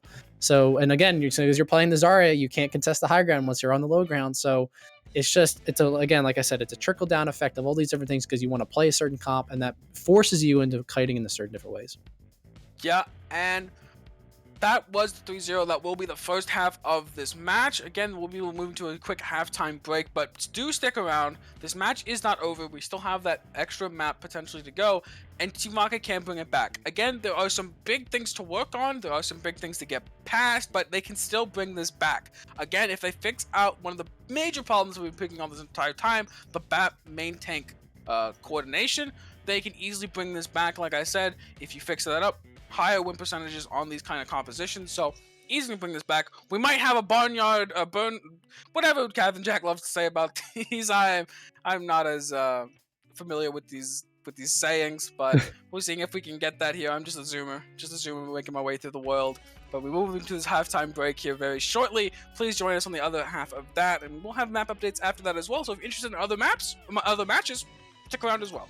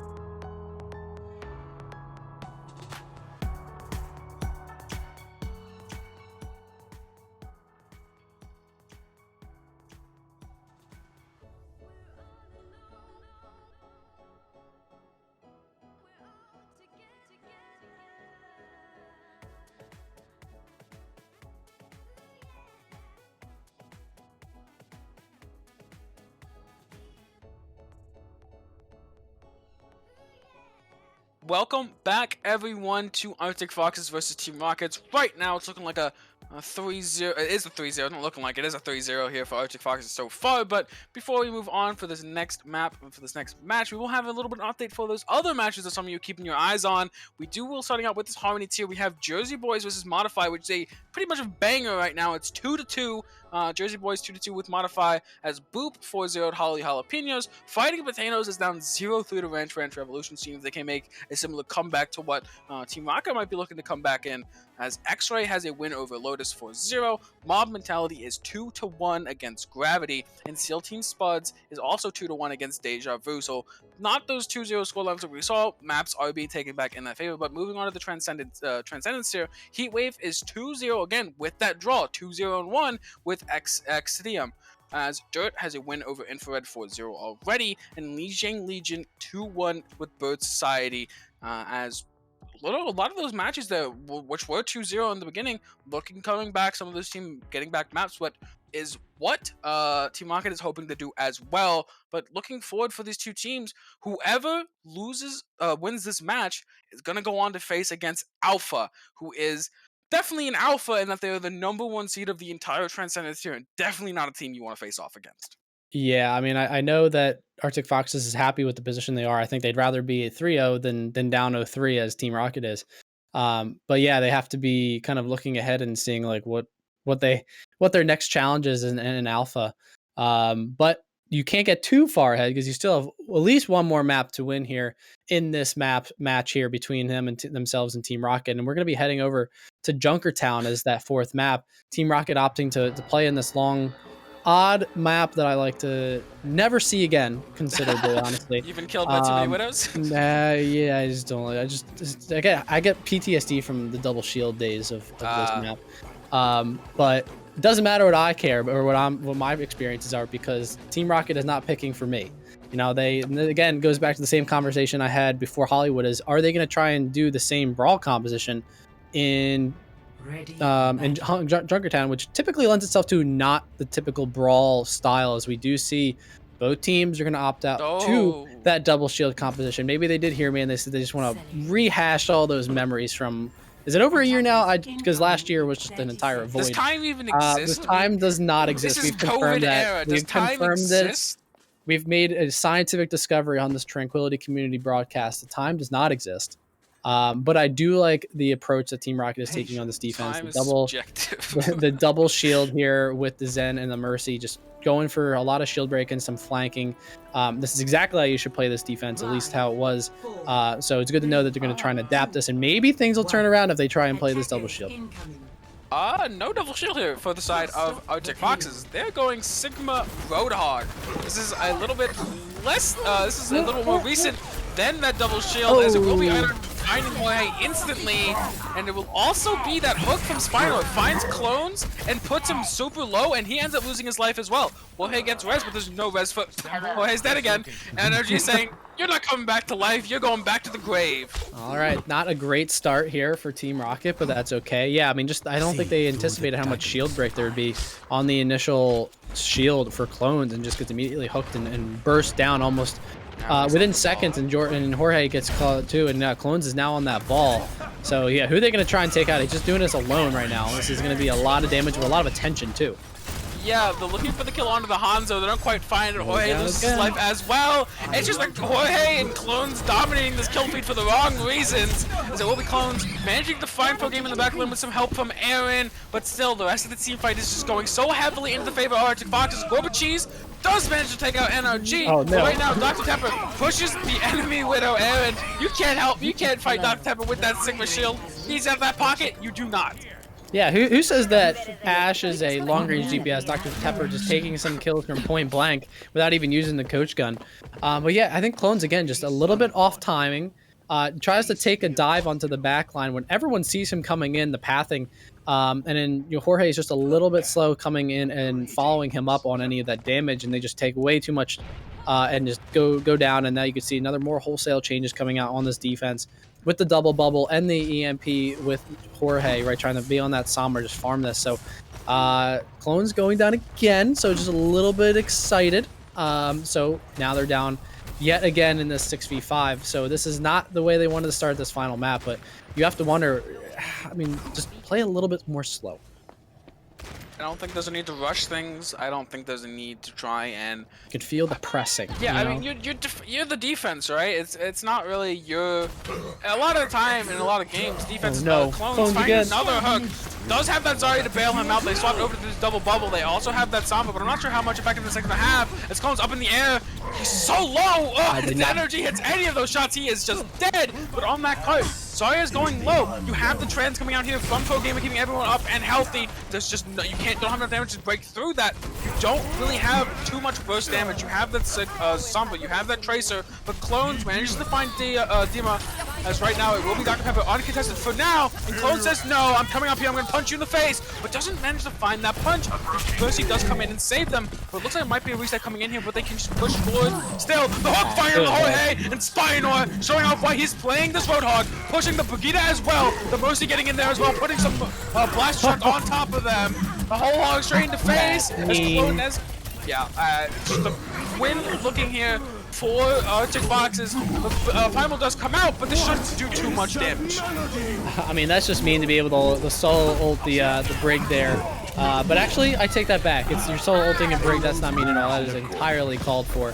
But yeah, all Arctic Foxes so far. I mean, even with some of the changes coming in compositionally from Team Rocket, it just doesn't seem like enough. And Clones has to thank his lucky stars there, because he should have died way earlier in that fight, as we were mentioning. NRG should have hit at least one of those shots.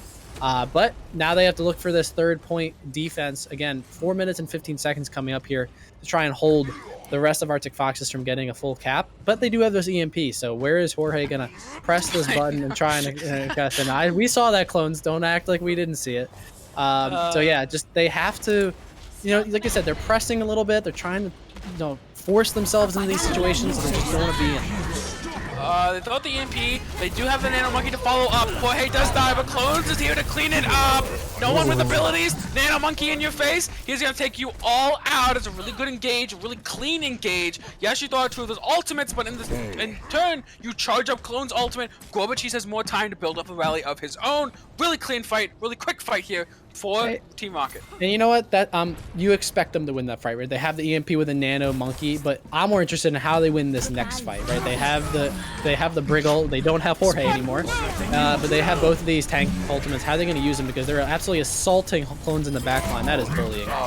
Yeah, Spino just rolling on this hog, finding the hooks on the Jorge every time he can, and also on the Clones. I think those 2 people have died probably 5 times more than anyone else on their team right now, which is a little bit unfortunate because Clones is your main tank. You really can't have him dying that much. And Jorge was that Tracer, and now he's that Sombra. It's really important to have them alive to build up that ult charge. And if you can't do that, well, what are you going to do? Jorge's dead again! It just seems like you're trying to do too much, right? I mean, you want to be effective to your team, especially when you're down 0-3 in these playoffs. And it just, get everyone on the same page and take a collective breath. As they have this grab, they needed to get value.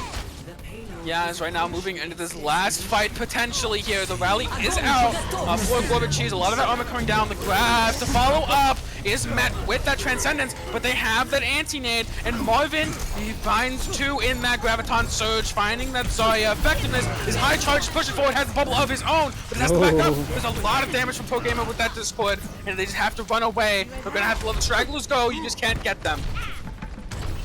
I mean, it just seems like even if they win fights, you have the ultimate from Marvin, but, Clones was trying to out alone, and against this composition, unless you find like Pro Gamer out alone, like completely isolated, that's just not a good dive target, right? So you have to be really careful, especially if you're Clones, as to where you pick and choose these targets, and also where those projected bubbles come in.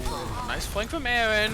Rolls underneath, not expecting it, just drops for safety and manages to get the flash fan, the hammer, as Clones going low here with that Discord. Is gonna have to get the Nano. He's pushing in even further, but a nice hack there. Dima misses the shots onto the Sombra. They get hacked straight out of the Gravitic Flux, and another fight going over to the side of Team Rocket. 1:30 and counting. It was a roll. It slowed down a lot. I mean, slowly but surely, whereas the tides have turned. As Marvin's trying to get on this high ground again, but look at the ultimates. I mean, you see the full-fledged changes coming in from Arctic Foxes. I mean, they have complete command of this third point. Back to the Rhine Rush, which could work, but I mean, this isn't going to be able to turn around in just 1 minute with Jorge. He's getting scouted out, but this is going to be very effective with 4-man EMP. Yep, similar thing. You put the EMP in the back line, you send clones in. Yes, he's gonna get frozen up, he has 1,000 HP. He's a little bit too tanky to die in that short amount of time. And now you have a right click coming off on this McCree. Onto the flank once again. Finds one, finds two, finds three. And we'll be running back to this health pack, but he's done the damage he needs to do. As this D.Va gonna get staggered out. As we haven't seen this actually in the entire map. This is the first time we've seen D.Va get staggered out. Oh, I know, but interestingly enough, I mean, good on Team Rocket for being able to winning that fight, but they used a lot, right? The only thing they really have coming into this fight is this Graviton Surge. Kamehameha, I'm sure, will be able to build up that nano towards the mid to later parts of this fight. But this, honestly, I think once they make this fight take place on the cart, and if they don't get any preliminary kills from this, this is actually, I think, advantage Arctic Foxes. This purple is massive. Nice purple. Everyone's gonna die, even through that immortality field. And I think the swap at 1:30, you have no ultimates. You expect to lead this team in the neutral, but it's not the neutral fight. They have their ultimates, and you don't. There's only 3 seconds and counting. No one can touch this point. And that will be the round ending a lot more favorably than it started for Team Rocket. And that's why I said, like, so long as they survive, you know, getting to like that mid fight of like on the cart, right? That way you can, you know, because it's great when Team Rocket's composition has all the different high ground and you have the different angles that you can play off with Aaron on the McCree, and you have Jorge being able to engage with that EMP and the hacks. But once you don't have any of that and you're just on cart, then of course the advantage is Arctic Foxes, which is why I said that. However, all that can be changed with Kamehameha getting an incredible purple, really good grav coming out from Marvin. Again, credit to them playing the Zarya pretty much this entire time. And I think really the entire round changed when Dima decided to use that Gravitic Flux and gets hacked out of it, because they had at least a 3 or 4 man Gravitic Flux there ready to go. And just wasn't able to land one of those hyperspheres onto Jorge. And that is just what, you know, again, the little details mean so much in this game coming down to it. But nevertheless, pretty good push there, all things considered, by Arctic Foxes. And now they're on playing the same composition on this defense. And let's see how this double bubble can actually attack things versus hold down, which can be a pretty good point, honestly, for that double bubble. You have the Winston kind of playing around the fidget spinner and trying to being able to drop down without using that jump cooldown. So I'm more interested in seeing how they actually play this on the attack, because there's a lot of open space and a lot of damage from a lot of different areas can come into clones. Got to play this very perfectly. Yeah, I think attacking. I'm just gonna say. I think the third point when they first got to the third point, I was gonna say that this is probably the best point for this double bubble composition, right? Yep. This is probably where they're going to get the most effectiveness, the most value. Looking for this Ashe, and looking, finds it! And already taken out. Instantly, Clones jumps in, denying the res. There's going to be no res there for Dr. Tepper, who's going to be out of the fight. Mercy has to back up with, I think, Jorge in the backline looking for something. Let's see if he gets traded out like he has before. Doesn't quite get so. That's a really good start here. Taking out the enemy Ashe. Someone can even look for the spawn camp if they want. Mercy's not there to pocket them. There will be Clones moving forward and finding the kill of their own. Never gonna get to my point about that third point, but yeah, they do get out Mercy as well. Is everyone taking down, moving into the second fight? This is probably the worst point for double bubble, so getting past this first point is really massive.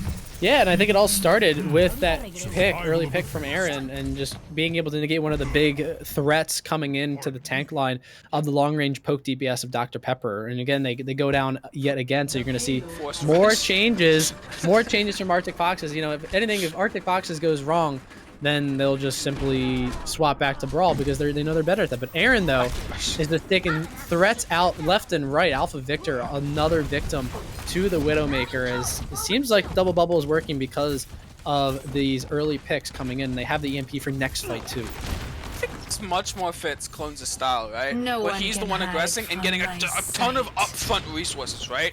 I mean, that's not kind of how the rush works anymore. You don't have a bunch of like front up resources for that Reinhardt, and instead they're going to be using this ball. They're going to be pushing onto this cart. They're going to try to deny this EMP, but it gets out instead. A 3-man EMP, a 4-man EMP found here. Robocheese finds out Spinor. Moving on to this point, McCree will be losing his life as well. They managed to get some trade kills that won't quite matter. People on this backside will be taken out as well. Stalling at the point as long as they can, but won't be long enough as the fight pushing back into Team Rocket's favor. And again, 4 ultimates available for them.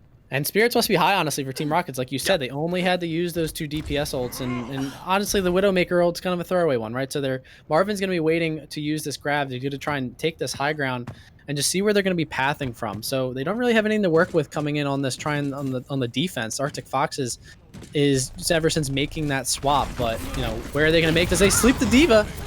Yeah, they do manage to get that sleep out, but a grab onto the high ground. The Lamp is going to have to come out instantly, burst it down, looking for these squishies, but just can't quite find them. Finds the Lucio, and the end. There's going to be no speed boost available. None of that healing on the rest of the team. Clones going forward. Lucrea's one shot, managed to find him. Jumps forward, look for this mega health pack. Going to try to find him as fast as possible. He seems to have lived for long enough, but is still getting found out by this Reinhardt. But he's one shot. Just trying to find the Reinhardt. Doesn't manage to get him. He lives with 1 HP. Instead, Pro Gamer will be the one taking out Clones. The fight's stalling out now, but you have the support ults available. Yeah, so this is really good for Arctic Foxes now. I mean, look at the ultimate bank, like you just said. And this is the ultimate staying power composition here. Now the Diva can try and scout out from in this inner tube. You have the Rhine coming back from spawn. I mean, the next winnable fight, I think, really is going to depend on the EMP coming in from Jorge. How fast can they build that out? And actually, how much value can Clones get with the Nano from Kamehameha? Because you know that's going to be coming in this next fight. Yeah, right now, the freeze does come out. Dima managed to DM their whole team. They already have Kamehameha down, but 2 trade kills on the backside. The support providing no side of healing are dead for both sides, but seems to favor the side of Arctic Fox. Translator Creator not sending him out of danger, just putting him basically in the same exact spot. And again, another fight going to the side of Arctic Foxes.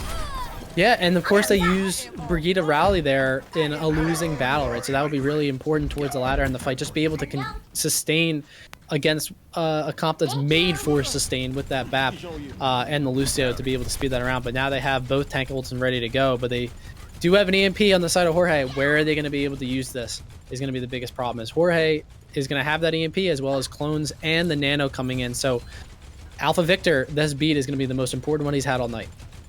Yes, I don't want to see Jorge throw the thing because you have that flashbang available. And there was actually a patch a long time ago that increased the activation time of EMP, so it can easily be out after Perfect beat. More impact beat, but a good job hiding there from Dr. Temper. Runs back out, and a really nice job of just kiting up the EMP. A little bit too fast. You gotta look for the Lucio. Lucio's the biggest thing with that beat. They don't look for him. This is not looking good for Team Rocket. And that's the biggest problem you have to worry about, right? If you know that the enemy team has an EMP and you're the Lucio, then you gotta hide, and that was what Alpha Victor did. On the other side of that coin, it's the same thing. If Jorge knows that they're gonna win this fight with EMP, it's their main win condition. What are the big factors stopping that win condition? It's Alpha Victor's beat, and of course, a kill onto the mini Diva to big stagger that out. There could be a window of opportunity here with this grab and the pulse bomb. It could be a sticky bomb ultimate opportunity here. Yeah, and looking at this here, you have the grab already coming out onto the high ground. Once again, a massive anti-nade as a Lamp gets taken out by the pulse bomb. And the 3rd point looks to be on the horizon here for us at Team Rocket. A great wombo combo. The grab into the nade, into the pulse bomb, and everyone goes down. A really good job, Team Rocket, pushing us to the point where Double Bubble performs the best. They've gone past the rough parts. Now it's time for the promised land potentially. Are they gonna get her out of the mech? No, it doesn't seem like Aaron wanted that D-mech really, really bad. But I mean, they're already halfway to that other EMP coming up. They still have Clones with that Primal coming up early too.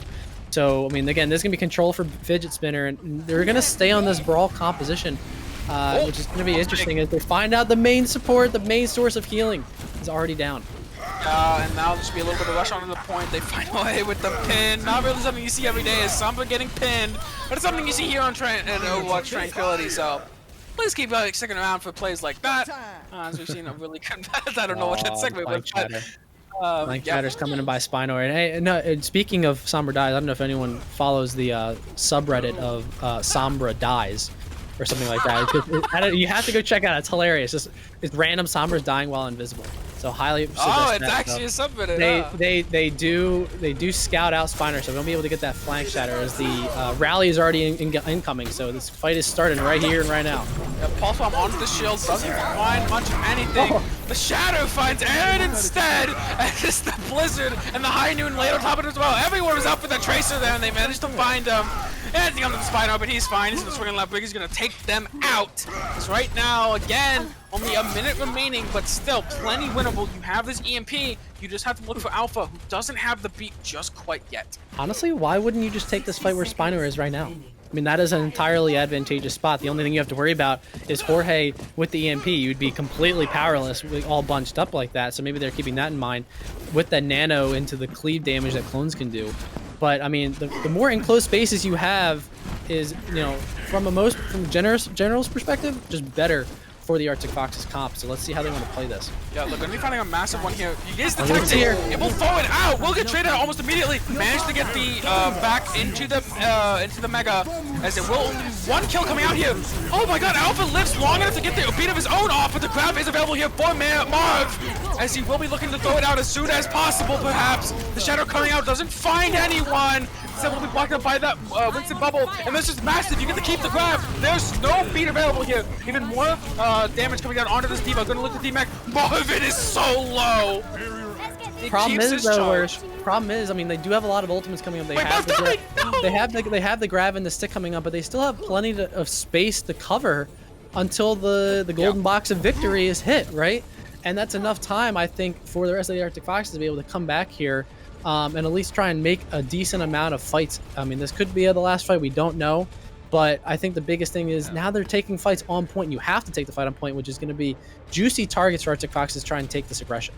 Everyone is back. This is the team fight that's going to decide it. Only one really left here. Going to be a stagger fight right afterwards. The high noon on the high ground. If this finds too many people, that pick is in danger. You had to get into cover. This is not just quite fast enough.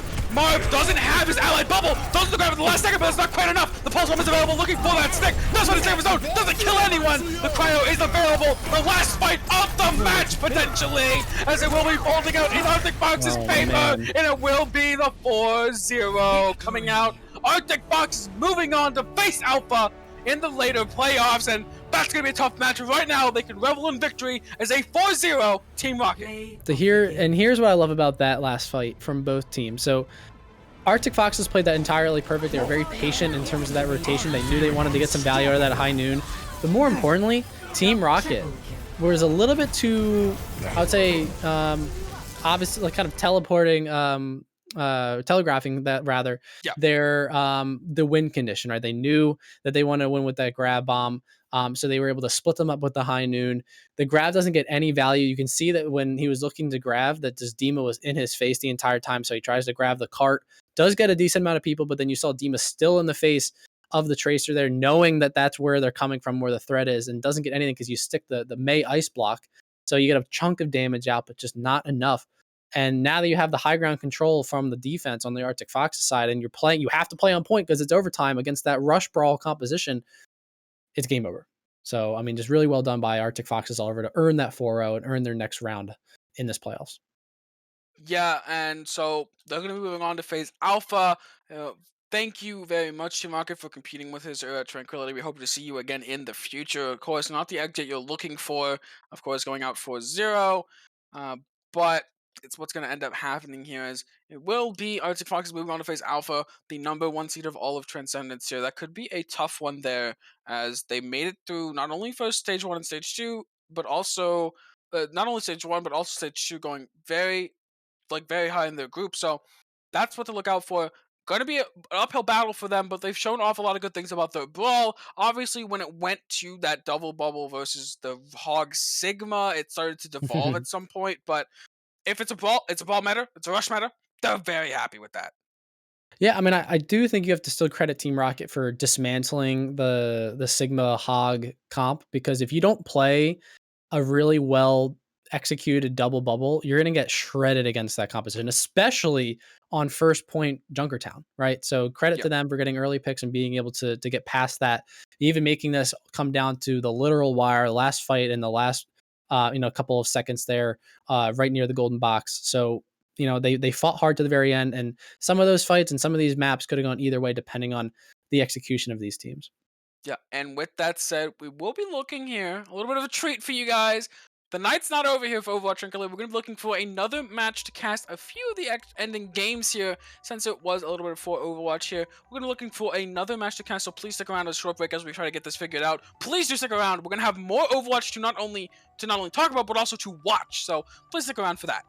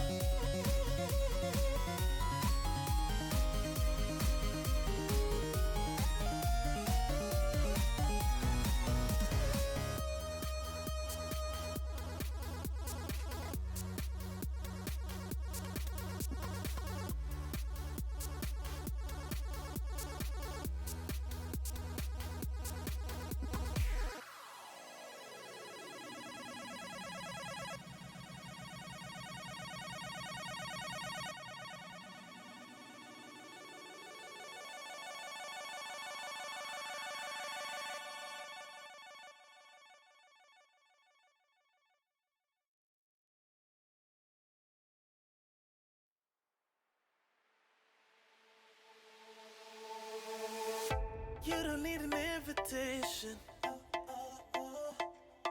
I already know what you're saying. I love little conversations, and I don't want you to go changing. Cause girl, you're just so comfortable.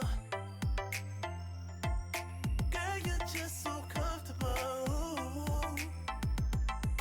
Girl, you're just so comfortable. I hope that you just feel it all too. Cause girl, you're comfortable, let's go. Feels so good just when I roll through. And I just think it's so crazy what you do to me. Girl, you're the baddest thing, you know that. And I really need you to show it. So turn around, let me get you on the cold.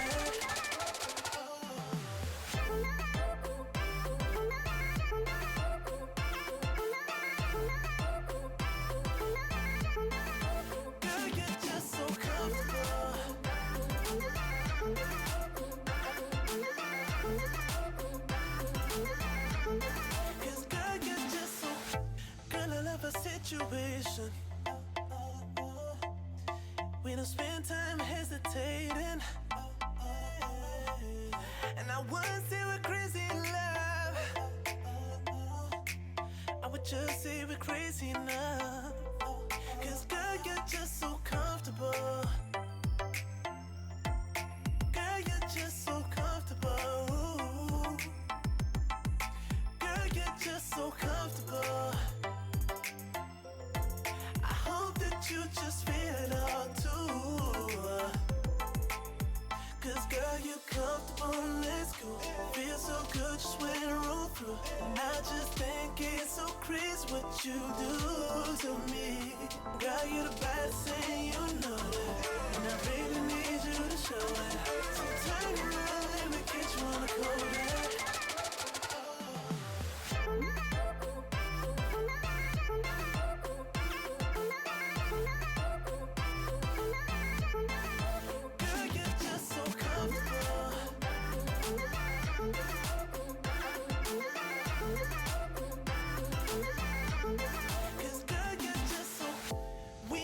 Slow it down.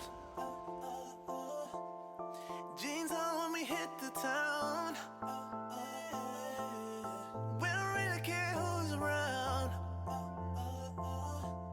But baby, I'm with you if you gon' be down. Cause girl, you're just so comfortable. Girl, you're just so comfortable. Girl, you're just so comfortable. You just feel it all too. You're so comfortable. Cause girl, you're comfortable. It just feels so good just when I roll through. And I just think it's so crazy what you do to me. Girl, you're the baddest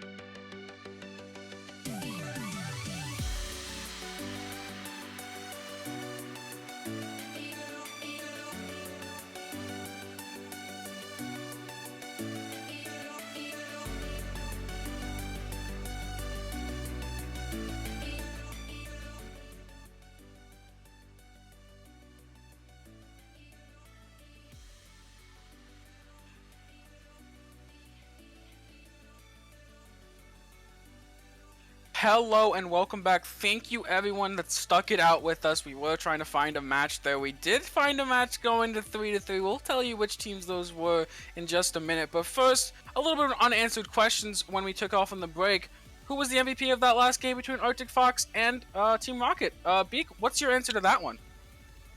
Well, we deliberated about this for the entirety of our break because there is a decent amount of conversation around it.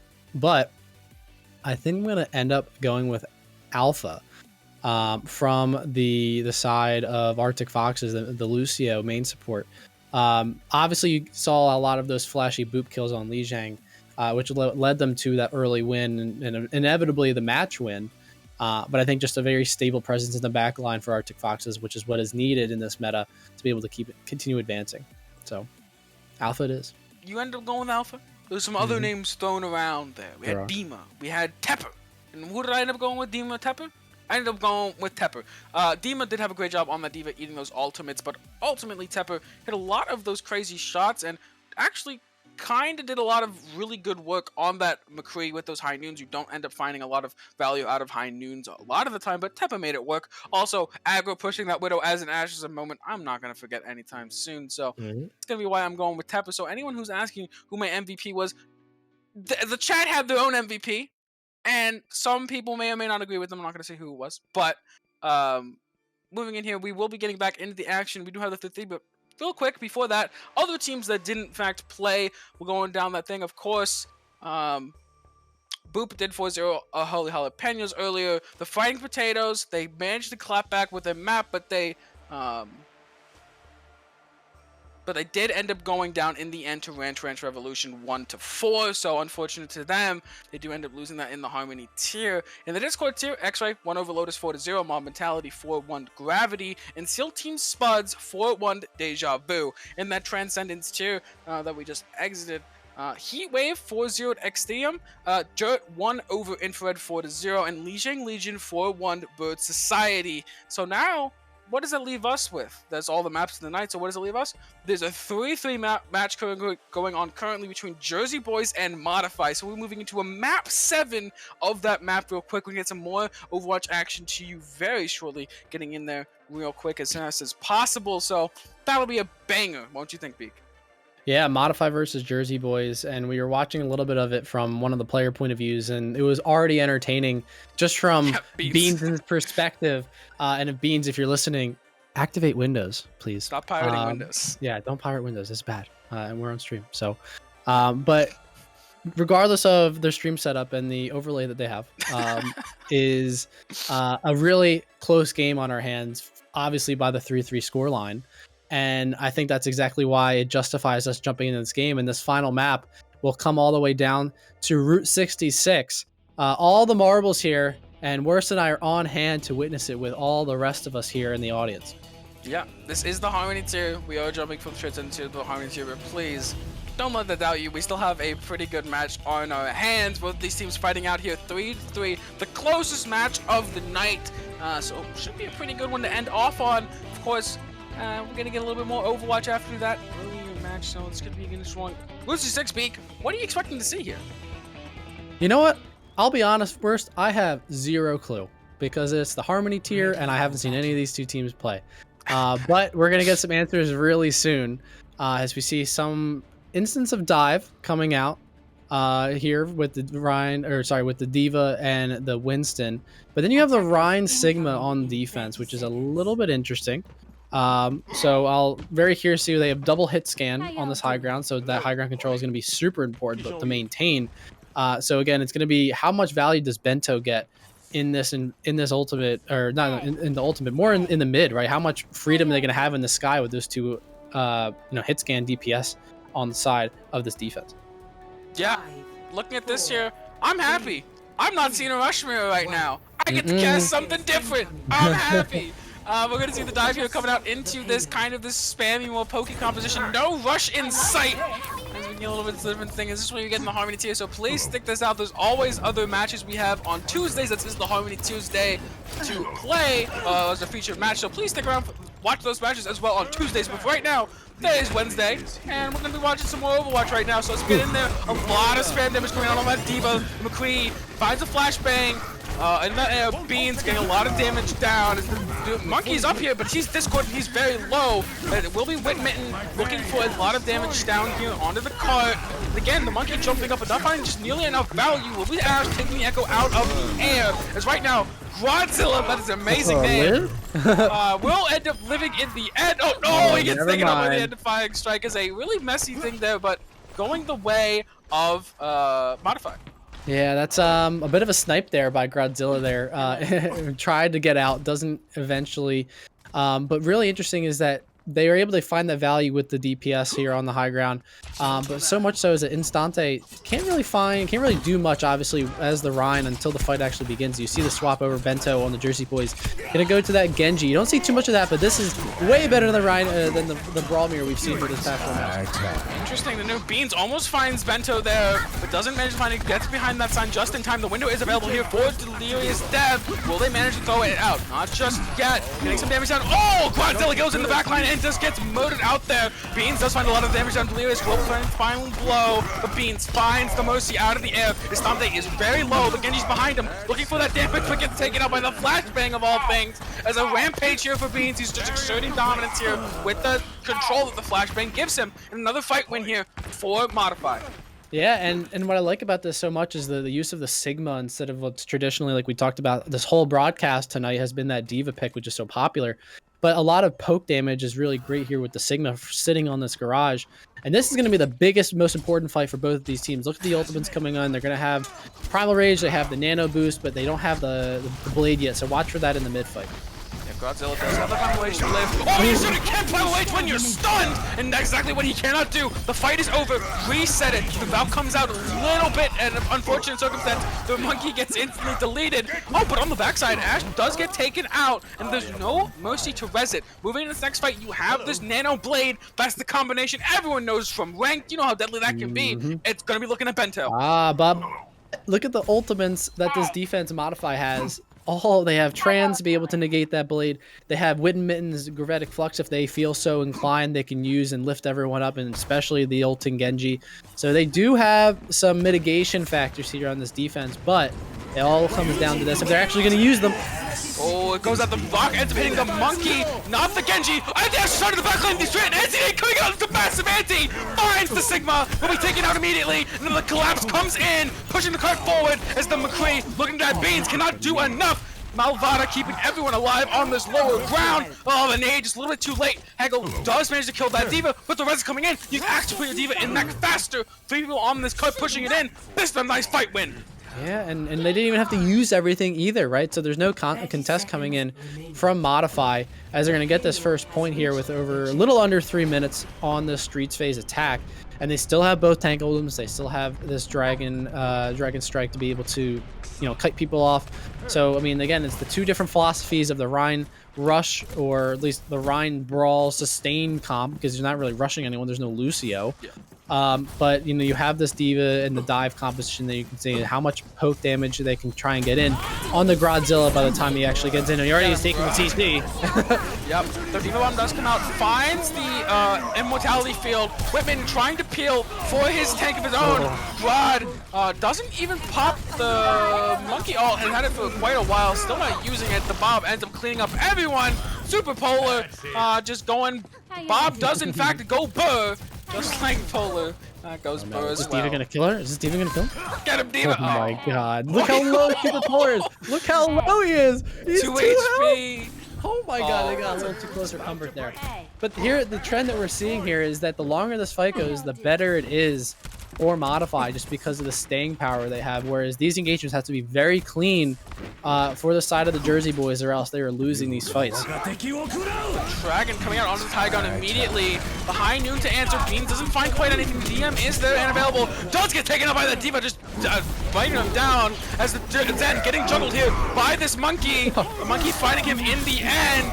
Ryan Estante looking on this backside, but does not quite find the Ana. 53 HP and alive. The nade comes out and they will be living it up. as another good, clean fight win here. They have that Nano Blade coming next fight. Hegel with this trend is going to be massive, but we've seen Malbata hit these nades before. That's right. All that matters is you see the swap from Beans onto the Reaper, so they just have to get through this second story choke with the cleave damage from Godzilla.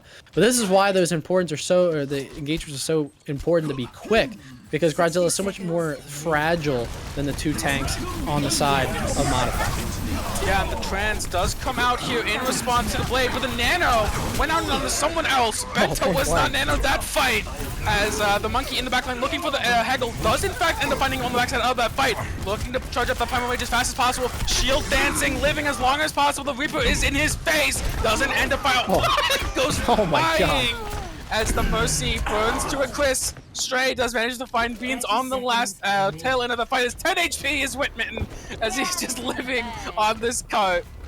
And now they have the Bob to be able to contest cart when it comes to overtime, so that's good to be able to have even more staying power on the comp of Modify. So both tech ultimates again online, coming up online here for the Jersey boys. So they're going to try and kite around this left-hand side saloon, but someone's got to be able to touch. Touches quite yet. The lamp is already out. Touch! Oh no! The C9! And they even got the kill onto Polars. They couldn't hear me. I couldn't scream quite loud enough. That's a C9 if I've ever heard or seen one. Oh no, that is the definition of a C9. They got 2 picks before the fight starts, and I'm like, hey, someone's got to touch, but they're on the high ground of the saloon. You figure you can drop down, but people get bloodthirsty, and you lose the point! Oh my god, what happened, guys? What Jersey boys? No! I want to point out, Modify was down in this series for the majority of it, so this is a comeback for them. And they look poised to make the comeback. As that was rough. That was rough. That's rough. That's rough, man. That hurts to watch. My soul, my heart. To watch. I can't say it any other kindly way than that is just painful for my eyes to see at this present time. If you've ever played and you've ever seen 9, it's like a very sting. It's like a sting, an instant sting. Here's the biggest question though, where it's coming into this is like, how do they respond to that? Because it is a 3-3 game. Loser goes home. Yeah. And you just did that. Yeah. That's soul crushing. You know, now you have to play on this defense, and you have to go to the end of street. I think is what they got stopped in. So maybe that's something that they rally around. Being like, yeah, it doesn't matter. We're gonna, be beams of positivity. But I don't know. Again, another composition difference here. We have a double shield coming into this rush composition. We see this rush composition once again. Something we see, but Beans on the outside does find that McCree looking for more, but doesn't quite find it just yet. But that's enough. You found the McCree. That's a lot of that CC, a lot of that upfront damage has been found. The Ash as well, looking on the outside. They're going to be rushing onto this point, trying to look for something. But a nice coach sends everyone flying back. Larissa surviving with that fortify, with that lamp. Whitman will be going down in the end. Beans on the backside looking for some picks, but just can't quite find them just yet. Found that McCree and nothing else, as it will be Bento looking for the kills with Solar Burr. Super Polar Burr does end up finding the May, as this names are going to make me cry. But they managed to find it in the end. Oh my god.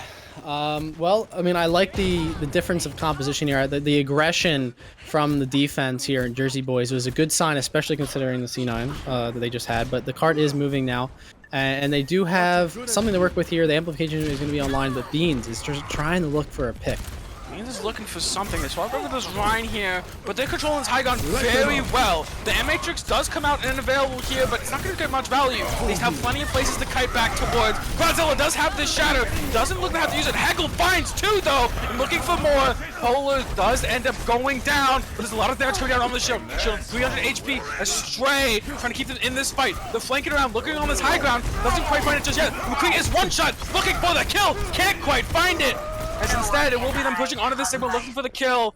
Everyone else is coming back from the point. Hegel keeping them alive, keeping them in the fight. The credit flux to follow. The beat does keep them all healthy and sustained through it. The Vento still does not have this Blizzard, as instead the bomb will be coming out straight, finds his depth to the rocks there, as it will be them pushing forward with this window, getting all these kills, all this damage. A great staggered fight so far, and he'll try and end the tail of the response. Still no Blizzard. Blizzard just comes up, they're gonna throw it out, but instantly the charge. Estante finding two, and moving forward with the shatter. And Why that not? will be the fight.